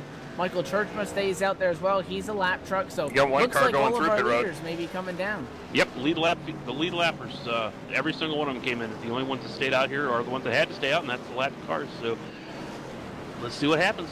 Joel Wood in the Tires 79 and fuel. actually went all the way through pit road, did not stop, and is now rejoining the fray in front. Well, I'll tell you, the leaders on pit road, they came down. It's going to be a 2-tire call and out for them. Marcus Vatt is a lead lap truck. Phil Gary is a lead lap truck. John Pansula is a lead lap truck as well. So those trucks right now as they run, Joel Wood is a lead lap truck as well. 4 of them didn't come down pit road from back in the pack. So we're hearing Joel Wood is one that you were talking about there, Paul. He missed his stall. But we're taking a look, and it looks like a couple of these guys, John Pansula did not come down pit road. There's at least 3, and then if you want to add Joel to the mix, 4 trucks that will not take fuel or service under this caution flag period, I don't see them having any shot at making it from here, guys. Sorry, go ahead, Carl. The only thing I can see with Joel Wood is he just missed his pit stall, which is very unfortunate for him because he just got back up here. He just got back up here with Dominic, and they were going to, I think, be looking to check out on the field here. But with Joel missing his pit stop, that's going to hurt. That's going to hurt bad. Yeah, I'm going to say, though, Joel Woods made his bed. He's probably better off now not coming in, just staying out and hoping for a yellow or something like that, because with 43 laps to go and you can only go 40, but now Joel Wood is pitting. Maybe that one extra lap he'll have might carry him a little further. And now we're going to try to talk to our in-race reporter once again, Alan Larson. You got a copy on the radio? Yes, sir, I do, guys. How's it going? Well, you're rolling down pit road right now. It looks like you're working a little bit of left rear damage. How has your race been rolling so far now that we've passed the halfway point? Well, it was working really good till this last time I came in and I missed my pit stall, so I got to pit a second time. Not part of the strategy, but this will be my last pit. I think I can make it to the end from here, and hopefully I can get a partner to work with, and we can get this Napa Chevrolet Silverado to the front. Based on the racing that you've seen so far, we've seen the outside lane be what you want to call maybe the passing lane. Most of the passes have been made up on the outside lane, and you're going to be starting obviously deep in the pack, having to come down pit road once again. Realistically, what do you think are your shots here moving forward? I mean, you still have about 40 laps to go when we go back green, so there's still a lot of time, but there's a lot of traffic to navigate. Do you think if you find somebody that you'll be able to navigate it, or is being that far back in the pack? I mean, if you look at the George Bark right in front of you, him and Jeremy Crandall have been hooked up all night long, but it's the track position that's been killing them. What are you going to have to look for moving forward here to get a shot at this one? A fast truck that I can pair up with. I've got a couple of ideas and people that I'm working with here, so it's all about strategy and it's all about track position. If we can get another caution here and a few more pit, we might have a pretty decent shot at it. I'm definitely looking in the top 10. Hey, Alan, just follow up in the booth as well. I had a question. What goes into that? If you don't have a teammate necessarily right there to find as a dancing partner, how do you go about searching? Tell the people at home how you can find a dancing partner if you don't actually have a teammate immediately to work with. The in-race communication that iRacing provides, you can talk, or we can talk on TeamSpeak, which all the drivers are required to carry TeamSpeak. So I'm in the channel with a couple other drivers that I've been kind of half working with, Dale Atkins and Patrick Scahill. I've been in cahoots with them, and we're going to try and hook up together and see if we can hook up together. Yeah, it's kind of a neat situation where you got the in-race communication, unlike you do in real NASCAR, but it really helps out here to be able to get hooked up with somebody. Well, and I was going to say we were not going to give away the top secret information of those names that you were talking with, but you opened the box on that one. Before we let you get back here as the lights are up at a pace car, any shout-outs you want to throw out there? You want to repeat that? I had somebody talking in my headset here. Yeah, no problem. I was going to say, well, we weren't going to let everybody know who you were talking with, but before we let you get back to racing, any shout-outs? Yeah, I just want to say welcome back to Season 5 for CORA, man. I mean, they put on an awesome event here with the Sunday Money Series, and I'm really, really excited to get back going and get this season back underway. All right, well, we'll let you get back down to your team, and good luck here in the later stints of this race. All right, thanks a lot, guys. Well, while we were having that conversation, I just want to point out that not only did Joel Wood pit a second time for gas, but also one of the guys running up front, Dominic Dyball, also decided to pit and take on fuel in the last lap as well. So he gave up front of the pack position there to ensure that he had enough fuel to make it to the end. Was he ensuring he made enough fuel to make it to the end, or was he ensuring that he was going to get back hooked up with Joel Wood for the last run of this? Because like I said before, those guys have been working all the past 2 weeks together and have been very, very strong. I think that's what we're looking at. I think Dominic decided, well, might as well go in, top it off, get back with my racing partner here, and try to come back to the front of this field. That's what I'm seeing. Will loyalty be the right strategy move? We'll find out in a minute. We will, as the pace car dives down the pit road. Green flag flies. We're back underway. It is John Pansula who's going to lead the field back to the green flag. He's 68 of Phil Gary, the D&K trucking entry on the outside lane, as the 26 of Marcus Babb gets right up to the back bumper of John Pansula. He's going to push him now down into quarter number 1, and races off at 1 and 2. The outside lane gets a run, but it is, again, guys, we didn't have that crazy checkup. There wasn't all that tire spin that we saw in the last restart, so this main group about back to 16th position, 2 wide all the way as they exit 2. Big push out here on the outside lane. Phil Gary's getting a really hard push by Borges. Borges is giving him a shove out to the front there. See if they're going to be able to bring it up here to the front like we've seen before and drop it down in front. They are not. The inside lane is going to charge back here. We got John Pansula. He's being pushed hard by the Marcus Babb truck, and it's going to be fun, guys. This is going to be a fun end to this race. I have a funny feeling we're going to see, like I said, a big surprise, and I think it's going to be a couple of these guys coming from the back of this field back up to the front. That's just my opinion. I don't. Does anybody see a big one coming? Well, you can see that the anticipation and the excitement level's up because we are 2 wide and again bumper to bumper all the way through. You want to talk guys that have been moved through the field? How about Phil Gary? Again, he started 19th. He leads as him at a 32 of Ryan Borges. How about Borges, guys? It seems like all night long, Borges has been helping other guys. He's been pushing. He hasn't been pushed. So maybe that'll pay off for him, and he'll have himself in a runner-up spot at a 4 on that final lap. Try to step it on and put that 32 truck in victory lane.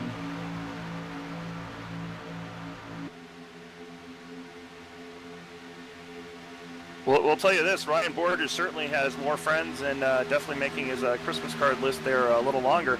I want to give a shout out really quick to George Park, and who's made his way all the way up to 12th position. He's been one of those guys. Him and the 73 of Jeremy Crandall have been in the back of the pack all night long. Now they're finally working their way up just right outside the top 10. Well, if you remember the beginning of the race here, the 24 truck of Everett D. Lane went a lap down early. He has now made his way all the way back up here into the 18th position in that 24 truck. He's being pushed right now.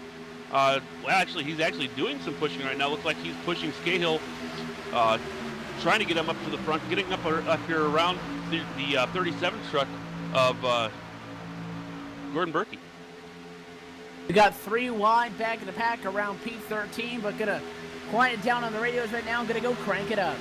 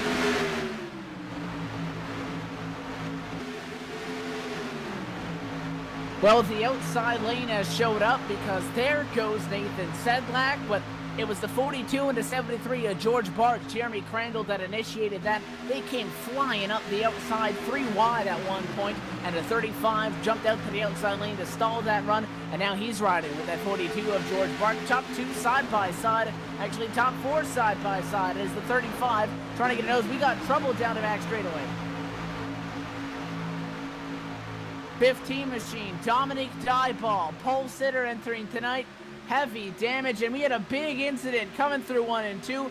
One truck had some trouble. It was the 9 of Alan Larson. In-race reporter got hooked on the front end as the truck in front of him made a move down to the yellow line. 9 tried directed the 98, the 79, the 15, the 3, the 92. A 6 truck pileup came out. There was no caution at the point. Now race control will throw the yellow flag after a 6 truck incident.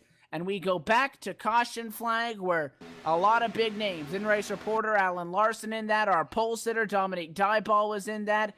And we're going to slow them back down now, closing in on 30 to go. Looks like the 15 truck of Dominic Dyball is going to be disqualified for something that happened on the racetrack there.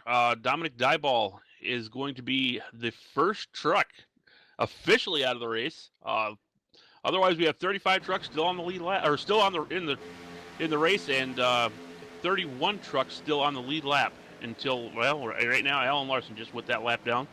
So we are now down to 30 cars on the lead lap. So we are going to try to cue him up and try to get a word with Dominic Dyball, but he has been disqualified from race control. Again, race control has thrown the caution flag as it good old iRacing decided to not throw it there as 6 trucks were piling in at a quarter number 2, but we will slow them down with Nathan Sedlak going to be in P1. And Carl, we take this opportunity under the caution flag. Let those viewing at home that are maybe interested in hopping into one of these races, how they can get involved with CORA in the Sunday Money Series. Best thing they could do is just go to CORA-racing.com. In there's a couple different places you can get signed up, get yourself on TeamSpeak. Once you get on TeamSpeak here, just take a look for Alan Larson. He's our public relations guy here. He will help you get everything you need taken care of and signed up. Otherwise, if you just want to get on and take a look at the schedule and the standings, you can get on to www.cora-racing.com. We have on the radio now Dominic Dyball. You got a copy? How you doing? Well, we were watching you. You sat on pole. You were up front for a lot of this race, and now you have been given the black flag and have been put behind the wall from the race officials. What happened there? Just Daytona and a lot of emotions for the first race. You know, it really gets a little crazy and out on that track, and just a little emotions getting the better of me. You saw that incident just happening recently down in corners number 1 and 2. You were kind of up on the outside lane and could be considered an innocent victim in that. We had kind of an overhead shot on that. What did you see from behind the wheel? Joel was in front of me and he called it off and just tried to go as high as we could to try to get by it, and they came up and collected us, you know, unfortunately. Daytona. The beast of those super speedways, Paul. Well, Dominic, you were up front most of the time, and then we saw you take a very, very late pit stop. We assumed that was to get with Joel, but what was it like racing in the back as opposed to racing in the front? Is that something you did only because Joel decided to pit, or what else was that? Yeah, it was definitely a partner thing. Definitely, you know, I knew the last 40 laps. I've been in a little storm sandwich. I got to give them a big shout out. Thank you for, you know, nesting me in there. But with 40 to go, I didn't think it was going to work out like that, so I was better off going back with my teammate, and I knew that we could work our way through the field in 40 laps, so, but unfortunately this is what happens. Hey Dominic, this is Carl, man. Hey, hate to see it like this, man. I told you I wanted to talk to you, but this isn't how I wanted to talk to you, buddy. Yeah, no kidding. Well, hopefully we can see you bring it back out on the racetrack next week. You guys had a strong set, man. I've been watching you guys for the past 2 weeks out here in the Daytona Speed Weeks, and man, that's a shame. I hate to see it for you, bud. Good luck. Hope to see you back here on the track again next week and fighting for that lead. Thank you very much. I got to give a shout out to Small Town Computers, Dyewear, and of course Wood Wrench Motorsports, Joel Wood, Brandon and Tim And of course, my boy Charlie, who didn't make it today. So go get him, Joel and Brandon the 10. That was Dominic Dieball. Unfortunately, the first truck to be behind the wall here, not by his choice. And, well, never. I don't think it's ever by his choice, but that's a shame. Good driver. Carl, Great guy. What's going on there, bud? Sorry, I was going to say, I sadly foreshadowed that about 10 laps ago with the Dominic getting in a unique position there in the very back. Yeah, that when you get yourself in the back like that, that's just asking for trouble. He was doing well up here in the front. When him and Joel hooked up, I thought they were going to be able to check out on that. But, well, now we got drivers like Nathan Sedlak back up here in the front, Mitchell Reeves, George Bark sitting up here in the front, very strong truck, Nathan Taylor sitting here in the 4th position, and Jeremy Crandall in 5th. So still got a lot of great drivers up here in the front. I don't see us having any problem with seeing a really good run to the end to the checker flags. We got the 00 James Brown, our president and CEO of CORA. He's sitting up here in the 15th position. I told you he's one of the drivers to be watching out for. He is slowly making his way up to the front, and he is now hooked up with his teammate, Gordon Berkey, the vice president of CORA. See if they can make a run to the front of this field. Well, speaking of foreshadowing, we have less than 30 laps to go. Carl, who do you think, who do you like?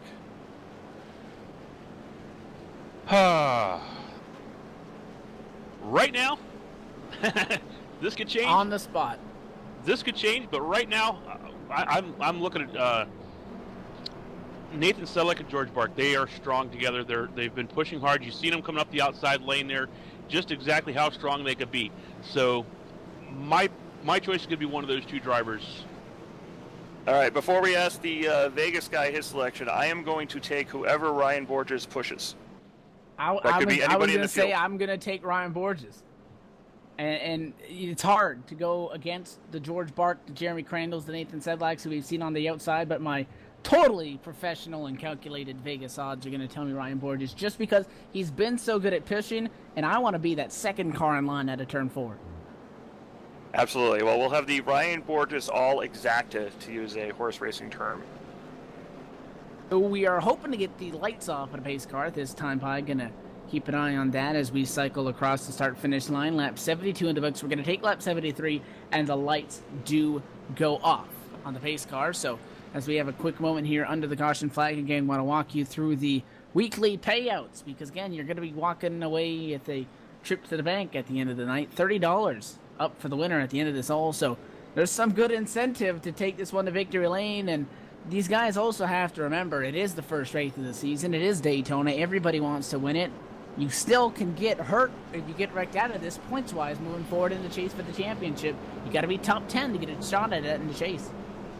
Now, this is a 24 race season here, and we were talking about it earlier. I think it's early in the season, I know, but I think that you can see one mulligan. That's it. I don't, with the caliber of drivers you got out here, I don't see more than one mistake giving you any chance of being in the run for the championship. I really don't. We have a strong caliber of drivers, like I was saying, and you mess up one time, you're okay, but you mess up that second time, I think you're done. And this race is going to get very exciting, and I feel like we are not done with the caution flags because when people start to get antsy, people start to get brave at Daytona, the big one, those incidents that we have seen throughout the night, we'll see a few more of them. So it's going to be restart with less than 30 to go. We are keeping an eye on the live stream, so for everybody tuning in, if you have any questions there in the chat, make sure to type them in there. We will take our best efforts to try to answer them here on air. But we're rolling through 3 and 4. We're going to go back green on lap 74 of 101. So going to be a 28-27 lap to go restart, I want to call it. It is going to be Nathan Sedlak in control of this field. Mitchell Reeves in the second spot in the number 2 car. But George Bark and Jeremy Crandall going to be lined up bumper to bumper. They hung it back all night long. Paul, as you talked about their strategy, they're going to have a crack at this as their top 5. Pace car off, green flag flies. We're back underway at Daytona. Ladder stages here with CORA. Nathan Sedlak getting a really good push here by George Bark. Let's see if he's going to be able to make this work because as we've seen, if that top line can get hooked up together, they are going to be a lot faster. But as of right now, it is Nathan Sedlak being pushed by the, looks like was being pushed.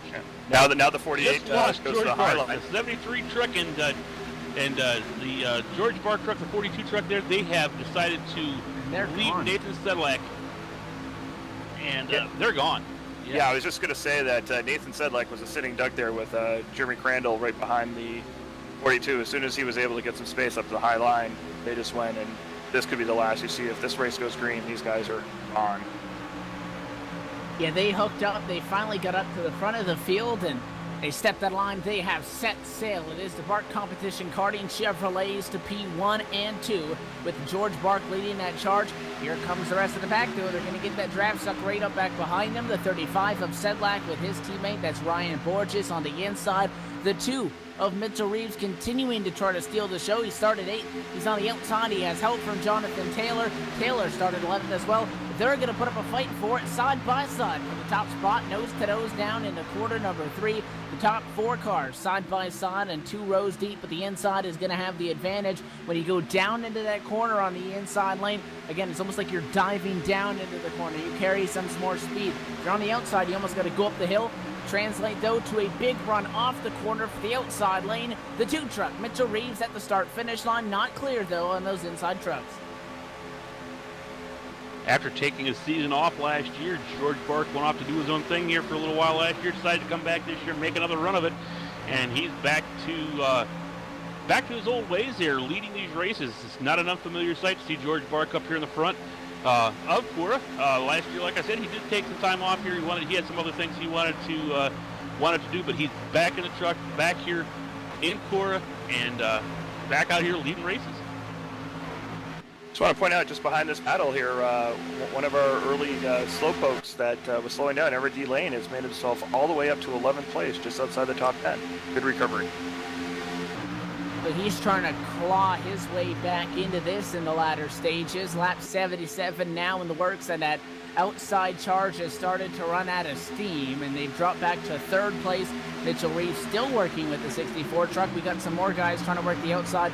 Don Stevenson up to the top with help from David Wink. They're working the outside lane. The inside lane still strong in this lead draft. About 20 cars within 2 seconds of it all. 30 of them remain on the lead lap at this point. Are we done with the wrecking? Is this the final green flag run for the checker? 3 wide. 64 takes a nose to the outside, trying to get some air to the front of his Chevrolet. As again, he has been tucked up behind Mitchell Reeves for the majority of this race. That will check up the outside lane, and the inside is going to pull about 2 truck lengths over that top groove. It is still Sedlak, 3rd car in line on the bottom, but still George Bark running P1. Back here towards the mid-pack, we're looking at the 79 and the 54 car. Now they are 2 teammates, Woodridge. They have hooked up. They're starting to push together, and maybe we'll see the combination of Joel Wood and Brandon Mossy-Weiss come up here to the front now. Like I said, they have a very, very strong setup, and they are teammates, so they are hooked up. And minus Dominic Dieball, we still got some fire going as they make a switch here quick.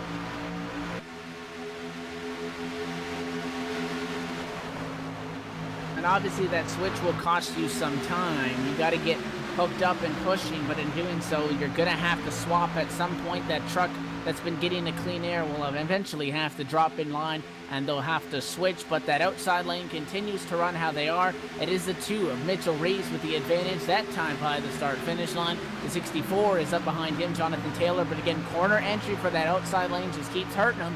They slide back, and it allows the inside lane to pour up. And even with their door, the 2 truck is going to get clear. Does he wait for that 64, or will he leave Jonathan Taylor? He's got to make a decision now down into quarter number 3. It looks like he's trying to hang with Jonathan Taylor, and now he opens up the door, and George Bark back to the inside. Looking at the telemetry really quick, Carly, we're talking about Brandon Cruz and Joel Wood. They actually just put together a lap that was 6/10 faster than the leader's lap, so they are coming fast. Down here with George Bark, he's down on the inside. He's still leading this. He's going to lead it at the line. George Bark's still being pushed hard here by Jeremy Crandall. Jeremy Crandall's pushing him as strong as he possibly can to keep him out front. Mitchell Reeves and that was close, really close contact there with, it looks like the 73 and the 2 truck just touched quarter panels, but no worse for the wear. Everybody seems to be going in the right direction, thank goodness, because that would have been terrible. That's right up here in the front of the pack, and guess what? That would have been the big one. And it can get real messy here, guys. 3 wide. The 54 is going to be left out to dry. Brandon Cruz Monsive up top with no assistance at the moment. He'll drop back on that 3rd lane, but we're side by side. This is where things can get real ugly when we're all tightly packed in these large groups. We have trouble. Alan Larson gets turned, the 3 machine, and Alan Larson in quarter 2 on lap 79 for them. 3 truck went low, and that put both that 3 machine and the 9 of Alan Larson into the wall. Alan's going to get the worst end of it. Bob Lutz is that 3 truck. They were trying to work together as they started to lose that lead draft, and in the end, they both get torn up trucks. No caution as neither of them went around. We stay green. The 2 of Mitchell Reeves continues to lead. We'll try to get a replay up for you shortly as it goes live right now. That 2 truck, guys, I don't know how much longer he's going to keep waiting for that 64 until he drops down to the inside, because he's been clear a couple of times. He's holding out hope that Jonathan Taylor can get clear as well, but I can guarantee you in those latter stages, I believe that 2 car is going to have no issues leaving that 64 out to dry, but because he keeps trying to hang on to him, it puts George Bark back to P1. Yep.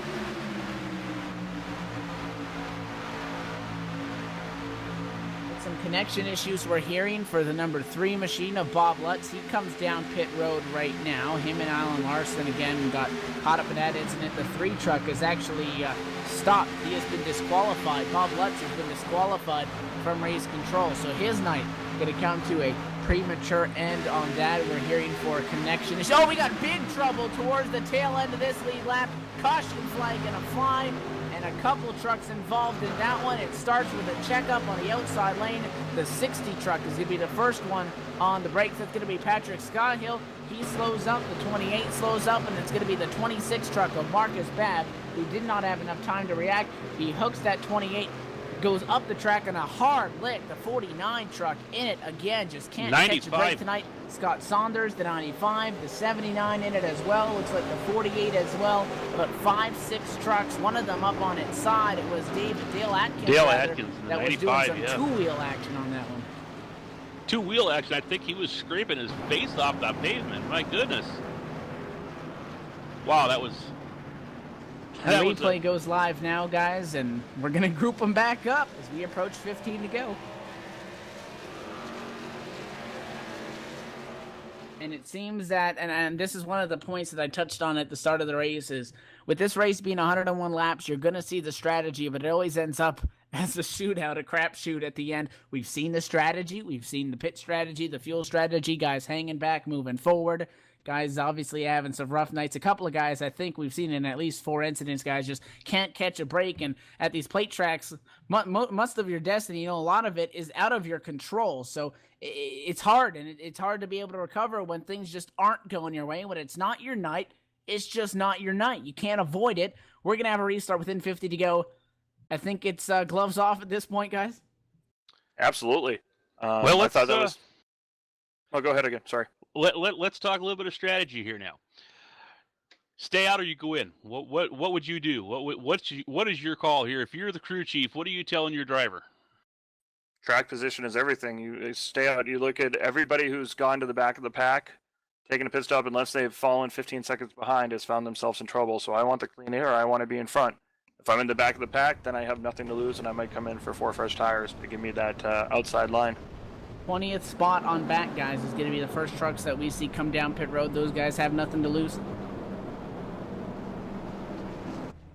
I'd say from about Brandon Cruz on back, yeah, I would pit if I was a crew chief. So we had a couple of trucks come in from 20th on back for repairs. We got a couple guys who have run out of their quick fixes and can't afford the time to go in and fix them. So you'll see some beaten and battered trucks out there. And again, it all comes down to the front of it. The 49 truck is done. Scott Saunders, too much damage after being caught up in multiple incidents. His night going to come to a premature ending. So Dominique Dyball, Bob Lutz, the only 2 trucks that have been out of the race to this point. Both of them have been DQ'd. Now Scott Saunders will join them as his truck has too much damage. His night going to come to an end short of what he was hoping. And again, it's this shootout, guys. I don't know. I don't know if there's any way we can predict what's going to happen here. I was going to say, and let's hope for Scott's case that his next trip here to Daytona in a truck goes a lot better than his night tonight. Yes, he'll be doing the Capable Truck Series start in Friday, but in February coming up. Hopefully, we're able to talk to him in some coming Sundays. Get him thoughts. I'm losing it. Get his thoughts on that. But definitely a rough start to the season for him. You must have watched his teammate. There's been too many times. Still dizzy from that. I guess because that. Yep.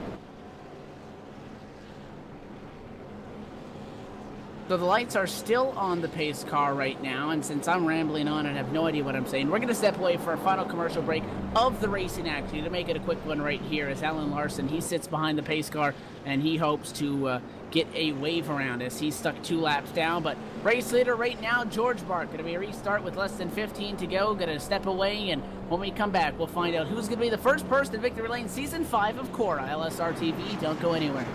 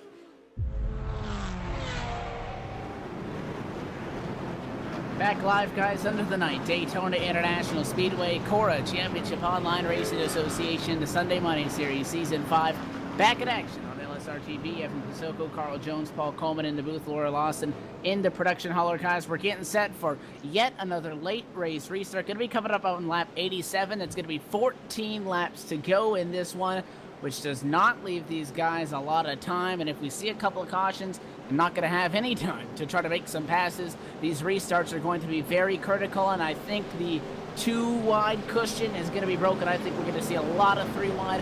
If you want to make a move, you got to start moving forward now. Oh, yeah, all the night CDs are done. These guys are done with the single file. You push me, I'll push you a little while. These guys are going for broke now. We are coming down to the last few laps of this race. You're going to see a lot more 3-wide happening than what we've seen here tonight. Matter of fact, I don't think we've seen much 3-wide at all, but that's all about to change.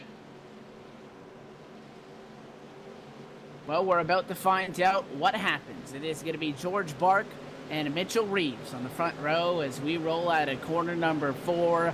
Pace car again gets set to dive down to the safety of pit road. Will it be for the final time, or do we pile him in once again? Pace car down, green flag in the air as well. George Bark hangs back a little bit. He's on the gas pedal in the outside lane. Mitchell Reeves caught sleeping. It is George Bark pulling 6 car lanes on the outside row. Jeremy Crandall going with him on the bottom down into 1. The only problem with that, though, is he left Jeremy Crandall back there about a truck position and a half. Crandall's going to pull up. No, actually, he's going to pull right back down here on Bark's rear bumper, and he's going to go ahead and push him once again as the number 2 truck of Mitchell Reeves once again makes that outside move, trying to see if he can make it work again. This is being pushed hard by the 64 of Jonathan Taylor. And that's a huge run down the back straightaway, down into corner number 3 goes the leaders. The 2 truck going to get even with the nose of that top lane, but not clear. The inside lane fights back on the inside. It is right now off the corner. The outside lane needs to be hooked up. They need to use as much as the run as they can. And at the start-finish line, Mitchell Reeves is going to have this one. But again, he has continued to stay outside because he does not want to leave his drafting partner of Jonathan Taylor. They're the only ones up on the top side, inside the top 5. More trucks in the pack trying to make the outside lane work. The 24 of Everett Lane, who's had a rough night and has been laps down, is making a resurgence. He's a top 10 truck. He's got help. It's the 8 machine of Martin Porter. They're back around P10.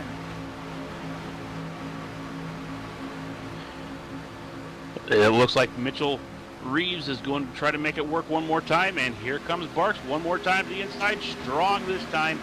It looks like they're going to get almost about a half a truck length on him this time past the as we go down the backstretch here. But one more time, they're going to make that strong push as they can down the end of the straightaway. Once they get into the turns, though, it seems like they just kind of slow up. The inside line takes over again, and once again, George Barks is going to lead that lap. Waiting for the 35 and the 32 to make it 3 wide at some point here. They got the fastest tandem together and need to move on up and create a 3rd lane here to pass 35 and 32.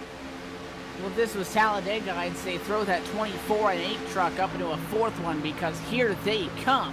How about Everett Lane? The resurgence almost complete. He's back up into the mix now. Again, his truck pushing him is the 8 machine. That's Martin Porter, one of the Rue Motorsports machines, as that team has had a rough night.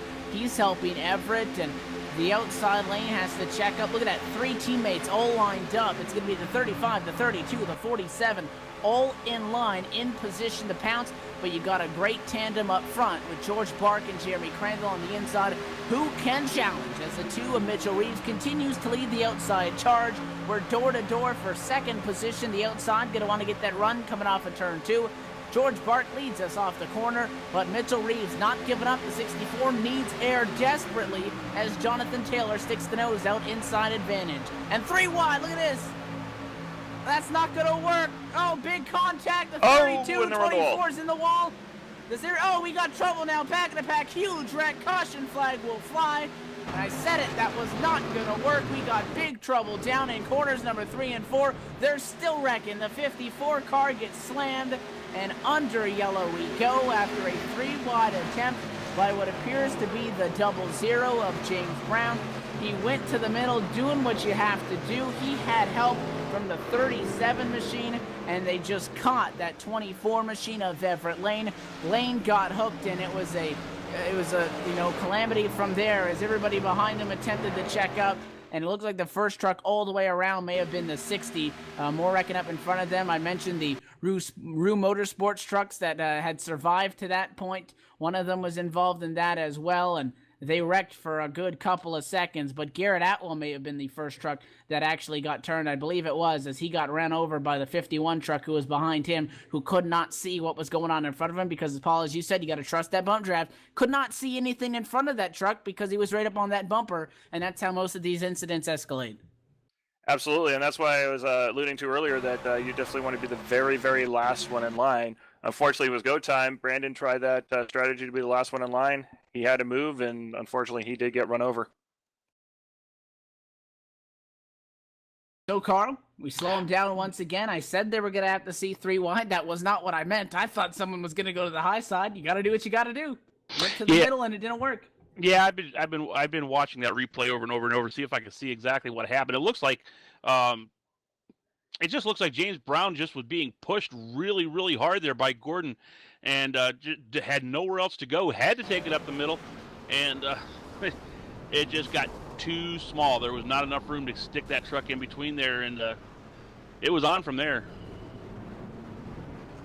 And this is what we were expecting once we get down again to these latter stages. The fact that the give and take is pretty much going to be non-existent in comparison to what we saw earlier in the race, where in any other situation, guys, earlier in the race, they would definitely have lifted.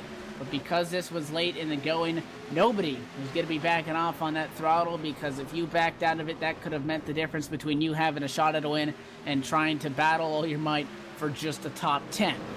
So now we know the gloves are off. We saw it there, and it's a survival of the fittest at this point. You can't call anybody safe. And as we start to close in, I'm going to give you a top 10 rundown. George Bark is currently first position. Crandall is second. Nathan Sedlak in third. Mitchell Reeves in fourth. Fifth place is Jonathan Taylor. Ryan Borges sits right now P6. Don Stevenson in seventh. David Wink in eighth. Ninth position goes to Martin Porter. And Bruce Bouchard in the number 11 truck sits 10th, guys. So my pick for the trip to victory lane's doing all right. Ryan's sitting right now P6. I believe, and again, there are no green-white checkers in the iRacing system. Why? I don't know.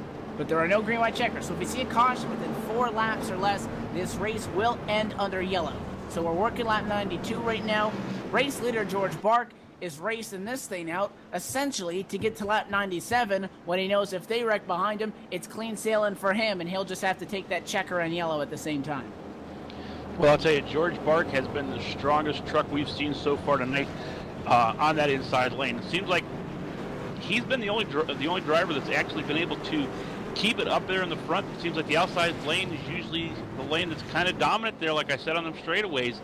But they're just not able to get that push past Barks. Barks is able to go into those turns strong and pull right back up on those guys as they're trying to pass them on the outside.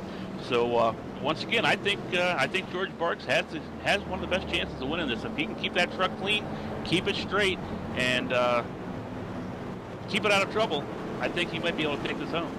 This is going to be interesting, though, because George Bark is starting on the inside road, but his drafting partner is right on the outside of him, and the 35 is starting on the inside, so nobody has got their drafting partner behind them. So it's going to be very interesting to run into turn one to see how each driver is able to get back up with their tandem, and to see if we can actually get that all cleanly as well. We got some questions, and we're going to let you guys know it again. These guys are going to be able to make a trip to the bank. Win on Sunday, go to the bank on Monday for some payouts. Obviously, if you get some solid finishes, you qualify into these races by paying into the qualifiers, you get up here.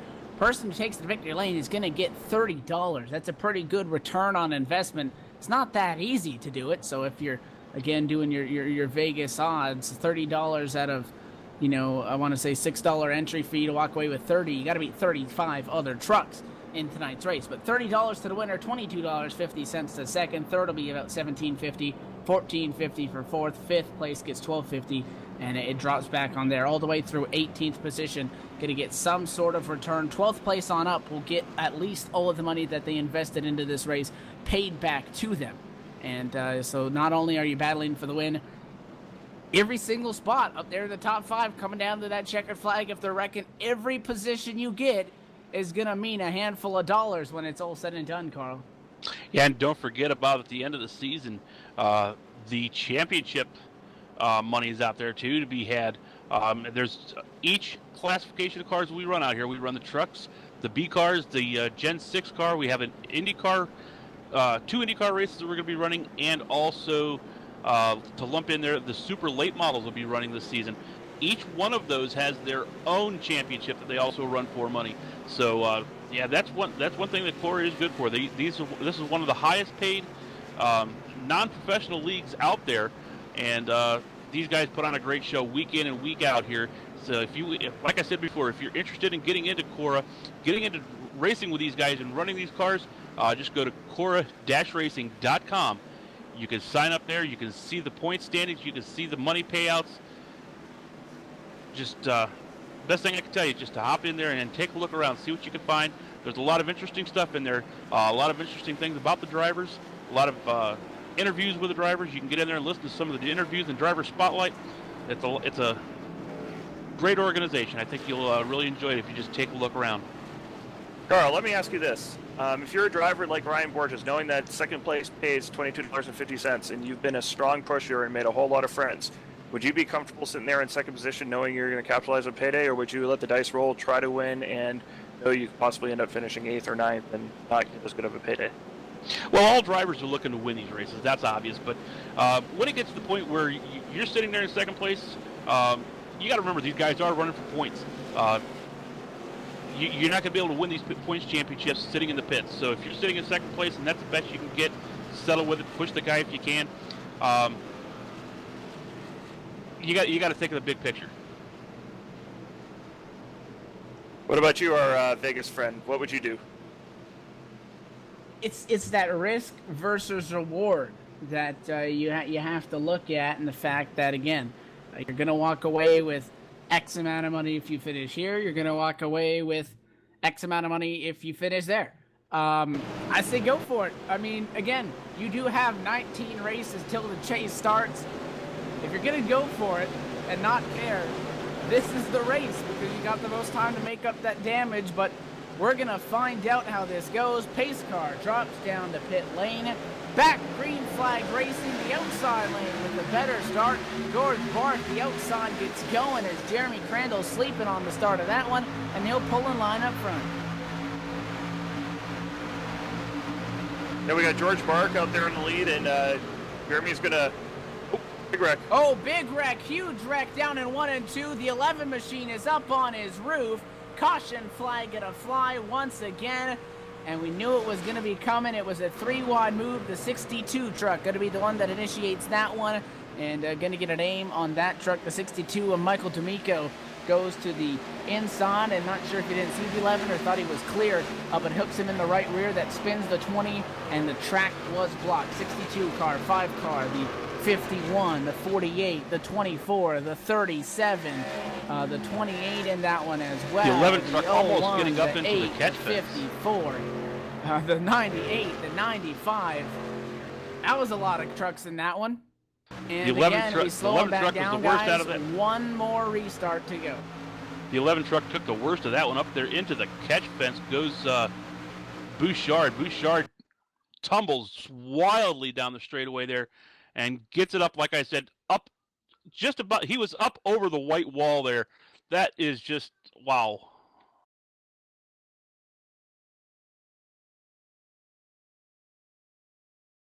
I know we were in the range of about a dozen trucks, maybe 10 of them total, that are going to get some relatively damaging,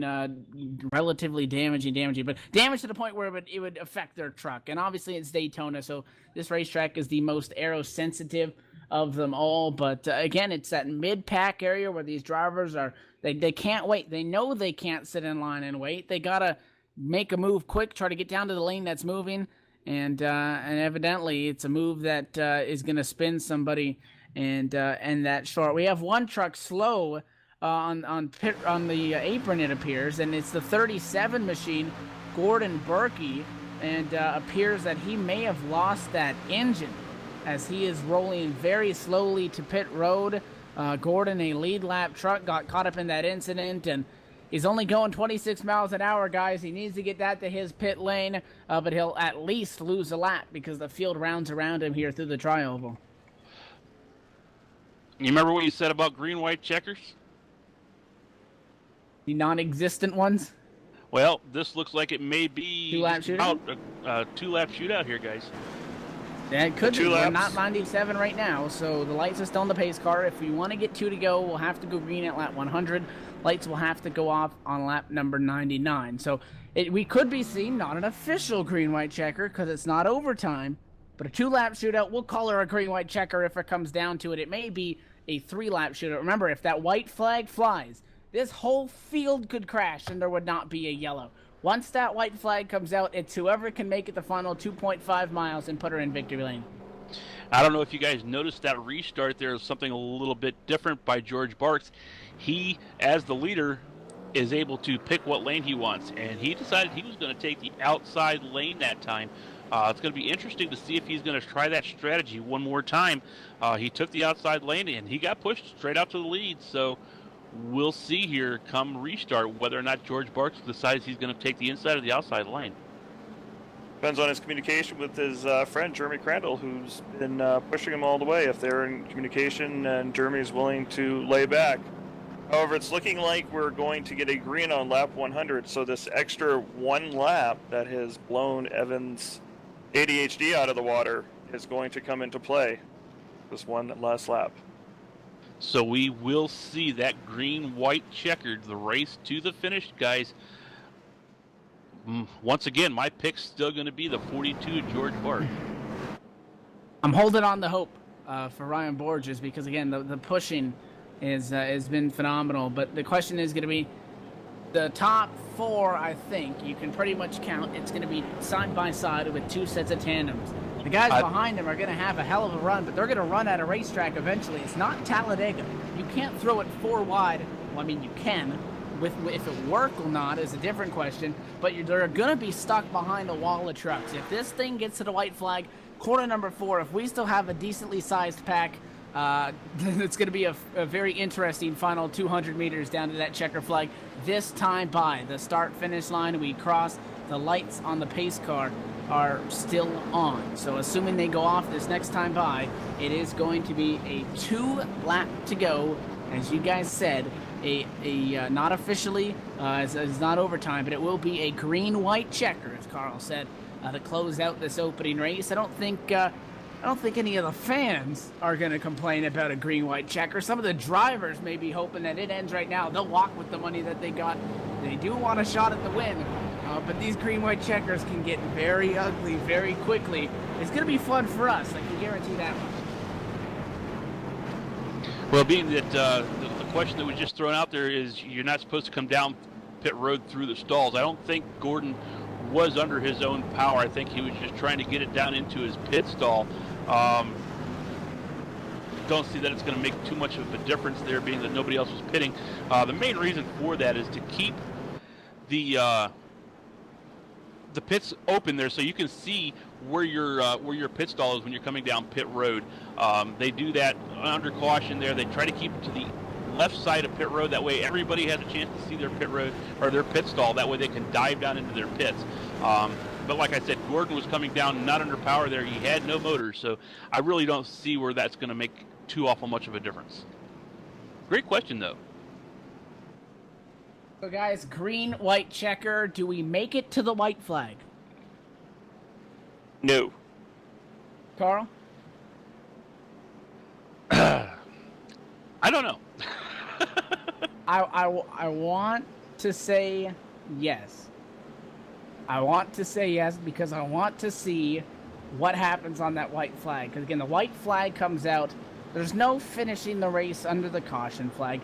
They're going for it on the white flag. Unless something crazy happens, race control has to manually throw one. iRacing's not going to give you a yellow once the white flag flies. No, that's truth. They will not do that.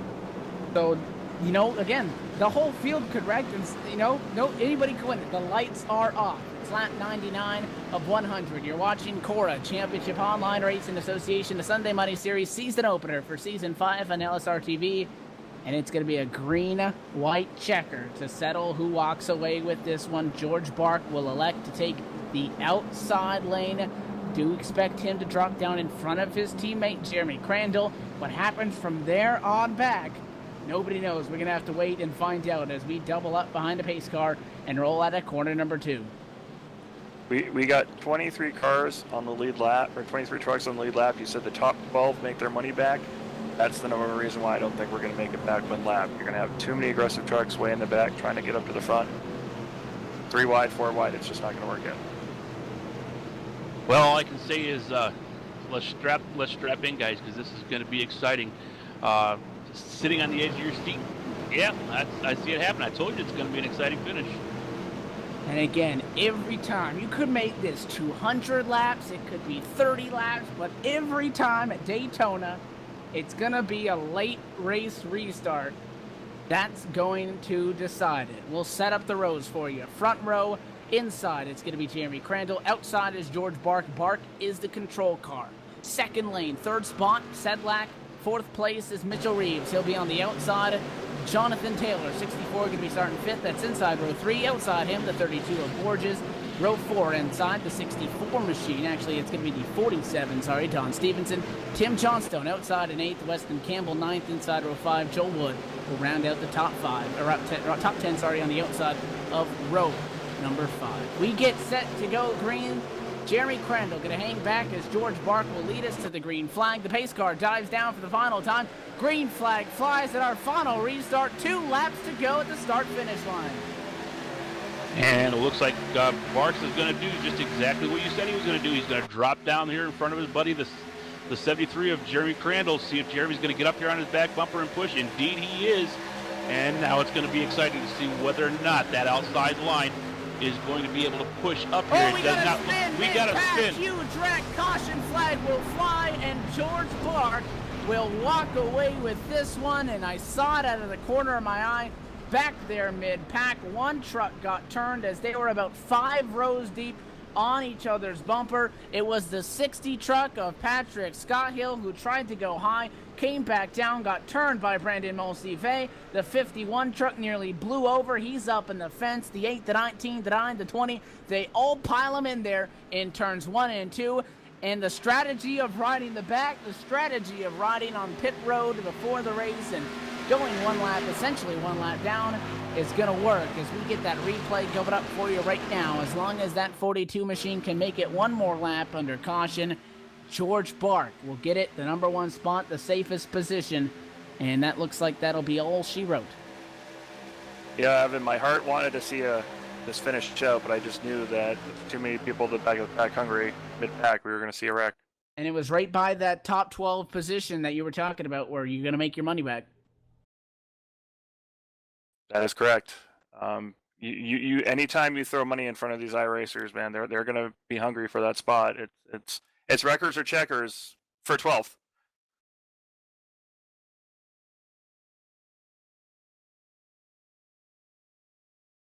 And to say the least, that's Daytona, that's super speedway racing, that's racing under the lights with $30 up for grabs for the winner. And again, a lot of payouts to the field that CORA is able to provide, and the season opener, it provides the excitement that we were anticipating it to see. Unfortunately, and again, we hoped for it, but we are unable to see a green flag finish, but they went for it. It was that, again, there was 5 trucks pushing. If you have 3 of them bumper to bumper, typically that guy in the middle will get shot in the line. 5 of them all over each other. Nobody lifted off the accelerator for 1 second. And in the end, it's a big pileup in 1 and 2, and out for the final time. The 42 Bark Competition Chevrolet of George Bark will roll through the trioval for the final time. Checkered flag and race win number 1, the WW Trucking Machine. It's going to be George Bark takes home the win at Talladega or Daytona. Jeremy Crandall second, 8th, and Sedlak third, guys. A wild finish, not under green flag conditions, but nobody can argue with how exciting that one was because that was a huge wreck to cap it off. Yeah, that's a shame for these guys. I know that they wanted to finish this thing under the green flag conditions, but just not to be today. We'll go off next week. These guys will bring them out to Atlanta, see what we can do there. That's going to be a fixed race, however. That's like we said before, this was an open race. The next race will be a fixed race. They will be running. Everybody will be running kind of like the old IROC series. If you guys remember the IROC series back in the day, they'll all be running the same vehicle, the same setups. So they're going to go from open sets to everybody going to be having an even truck moving forward in 1 week's time. And we're going to talk to the top 3, get you set for race number 2 on the CORA season. After the break, we'll step away for the final time. Post-race show going to be coming up next. Don't go anywhere.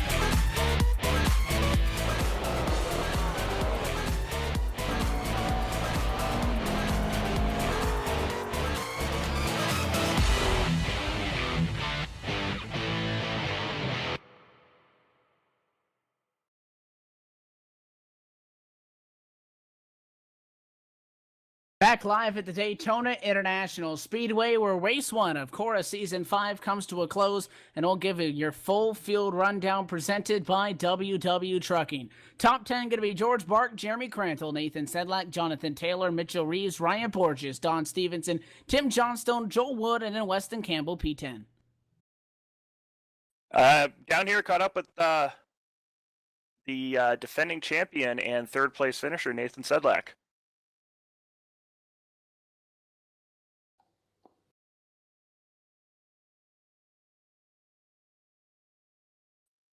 Nathan, got a copy? Yes, sir. Got a copy. All right, we're down here with last year's CORA winner and third place tonight, Nathan Sedlak. Talk about a little bit about your race. You seem to have a teammate who was an excellent pusher in Ryan Borges. You guys were pretty dominant close to the beginning there, and then Bark and Crandall got up there, and you weren't able to show your muscle as you had before. Talk about your race. Yeah, it's a good race overall. I enjoyed the evening here. It was pretty intense racing for sure. It's fun working with Ryan down there. It's the first time we've actually gotten together this season. He's a new teammate with Storm, so it was good to run with him and everything. But I just wanted to stay up front all night. It was tough. You get boxed in down there in the bottom, and you kind of got to go around the two in the front of you. But if there's two to tag on to, it's going to be those two to my left here, because they're really something, and what they can do by themselves. If you watch them in practice, it's pretty amazing. So. Like I said, if there's two to attach onto, that's where you go. And I'll take a top 3, get the season started off on the right foot, and we'll go from here. That was good. Consistency. What was your plans? I know we were going to have a green-white checker, but around 13th place, there was an accident. What was your plans there, or what was in your mindset going to the final 2 laps? The team, we were all kind of broken up. Guys got picked off in some wrecks back there and stuff. So I don't know. I was a little worried. There was 4 guys around me that had been working together the whole time, and I was the odd man out. So, I was just holding on, and I was hoping I could stay right there up against Jeremy and, take that position. I really wasn't going to be able to do much without much help behind me, but I was unsure of what the 2 guys around me were going to do. So, fortunately, they, stayed in line there and helped push a little bit, but caution came back out, and we ended up 3rd. Sounds good. Good way to start your championship defending year. We're going to throw it to, it's definitely better to be good and lucky. We're going to send it over to Carl, who's caught up with our 2nd place finisher. Yeah, we caught up here with Jeremy Crandall. Jeremy, great race today. Way to go, man. Did you think you had to win for that with that one there, or did you just have plans on going ahead and pushing the 42 George Barks into the win? All I can say is George Bark, he's a sponsor on this truck, sponsors me on the real side. So a win for him is a win for me. It was a heck of a race all the way through the field. A lot of fun racing with these guys. A really fast truck. So I can't say enough about George Bark. Bark competition on the truck here. So what was the strategy there? We've seen you and Bark decide to change lanes there. George decided he was going to go to the outside. Did you guys have any kind of a strategy there on what you were trying to do? You were trying to hold back those other guys behind you there, or did you pretty much know that you had this win? And 2nd place. we were pretty confident. He was just trying to time his start right, and I said George pretty much made all the calls for us this whole race. Let him kind of take the reins and followed his direction, and it got us up here, and it paid off. A lot of cautions out there tonight. What was the best way to keep yourself out of trouble? What were you doing out there? What did you see out there, and how were you able to keep yourself out of trouble when you guys were running around there towards the middle of the pack? Just trying to give everybody as much room as we could. Did a whole lot of giving first half, 3/4 of the race. Just gave and gave and gave and gave, and for about the time it was time to take, and we took, and it paid out at the end. Well, Jeremy, you came home second place in CORA's first race of season 5. You have anybody you want to thank? Yeah, I think definitely thank George Bart and Bart Competition for helping me get in this and do this with us, and CORA and the guys putting this stuff on. It's been a lot of fun, and looking forward to an exciting season. That's Jeremy Crandall in the Barks Competition Karting. Truck number 73, bringing it home second here at Daytona Motor Speedway. I believe Evan Pasoko has caught up with the winner. And we're down in Gatorade Victory Lane, and race 1 going to go to the 42, Mr. George Bark in Victory Lane. George, you guys ran that back strategy. You hung out. It was time to go at about 30, 40 laps left in it, and you just made that dominant outside lane work. You're able to get up to the front. Walk us through how your night went and how you were able to put this Chevy in Victory Lane. What's up, Evan? Yeah, we kind of tiptoed the whole race. You know, we just played it safe. Pretty much laid it out right there. You know, we went when I felt like when we had to go. You know, Jeremy was great. He put up with all my moaning and arguing back and forth, but you know, he's the man. You know, for putting up with me tonight. If I didn't have him tonight, I would never have been able to take home this win. You chose the outside lane there. What were you thinking coming those final 2 laps? The outside worked out great. You know, the leader would have to go first, and then, you know, usually, you know, if Jeremy beat me to the line, he'd get a flag. So it just ended up working out great. You know, it's just, you know, it hit me in the head like a light bulb. I'm like, hey, I'll just start outside. You know, I'm pretty sure it's a rule, and that's really what really helped me get the win here tonight, especially dragging Jeremy to the second place with me.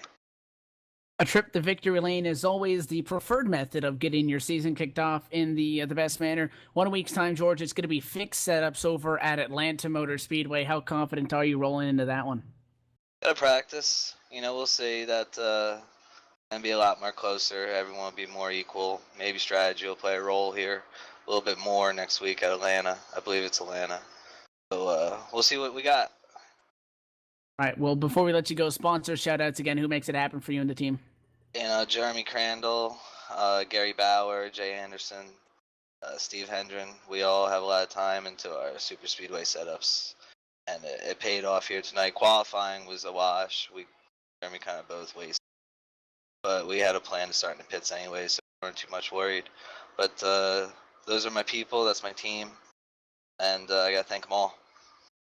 All right, once again, congratulations on the win there, George, and hoping that you can get some more solid finishes, maybe a couple more wins here moving forward.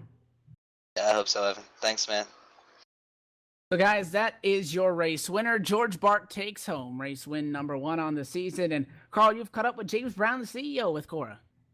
Yeah, caught up here with James Brown. James, congratulations on coming in here to season 5. You guys have really done a great job this season, getting everybody out here and ready to go. You want to tell us a little bit about your race tonight? Well, it wasn't what we had planned. We had a strategy. We tried to get my teammate Gordon and I together, and once we finally got together, we had that run up the middle, and I mean, there's plenty of room there. We called our run, and well, as you saw what happened, it closed up on us, and but we weren't going anywhere. We were where we were at. It was go time, and well, ended up back where I did, I'm pretty happy with my finish from after something like that. So looking at the big picture, Sunday Money is back, and I am just more excited about running the show here and with my staff, Gordon and Kevin and Terry and Alan and Teresa, and I just have a ball running this, guys. And thanks to the tower, Carl, and the couple of new gentlemen up there that I haven't had the pleasure to meet, and Laura, LSR TV, and all the drivers, just thank you. And here we go for season 5. Well, James, we have like you said, we touched on here season 5. What was your vision back when you first started out doing CORA? What was your vision? Did you see it getting this big? Well, I'd say that's a kind of a double-edged sword, because our vision is far from where we're at right now, and each season we get a little step closer. But as far as setting goals, I am not going to limit myself to setting goals. Anybody, any shout-outs you want to give tonight, James? Oh, other than the congratulations to the top 3 up there, Nathan, Jeremy, and George. Good job, guys. Thought it was a pretty good race. Special thanks to WW Trucking out of Sandwich, Illinois, for sponsoring tonight's race. And I'm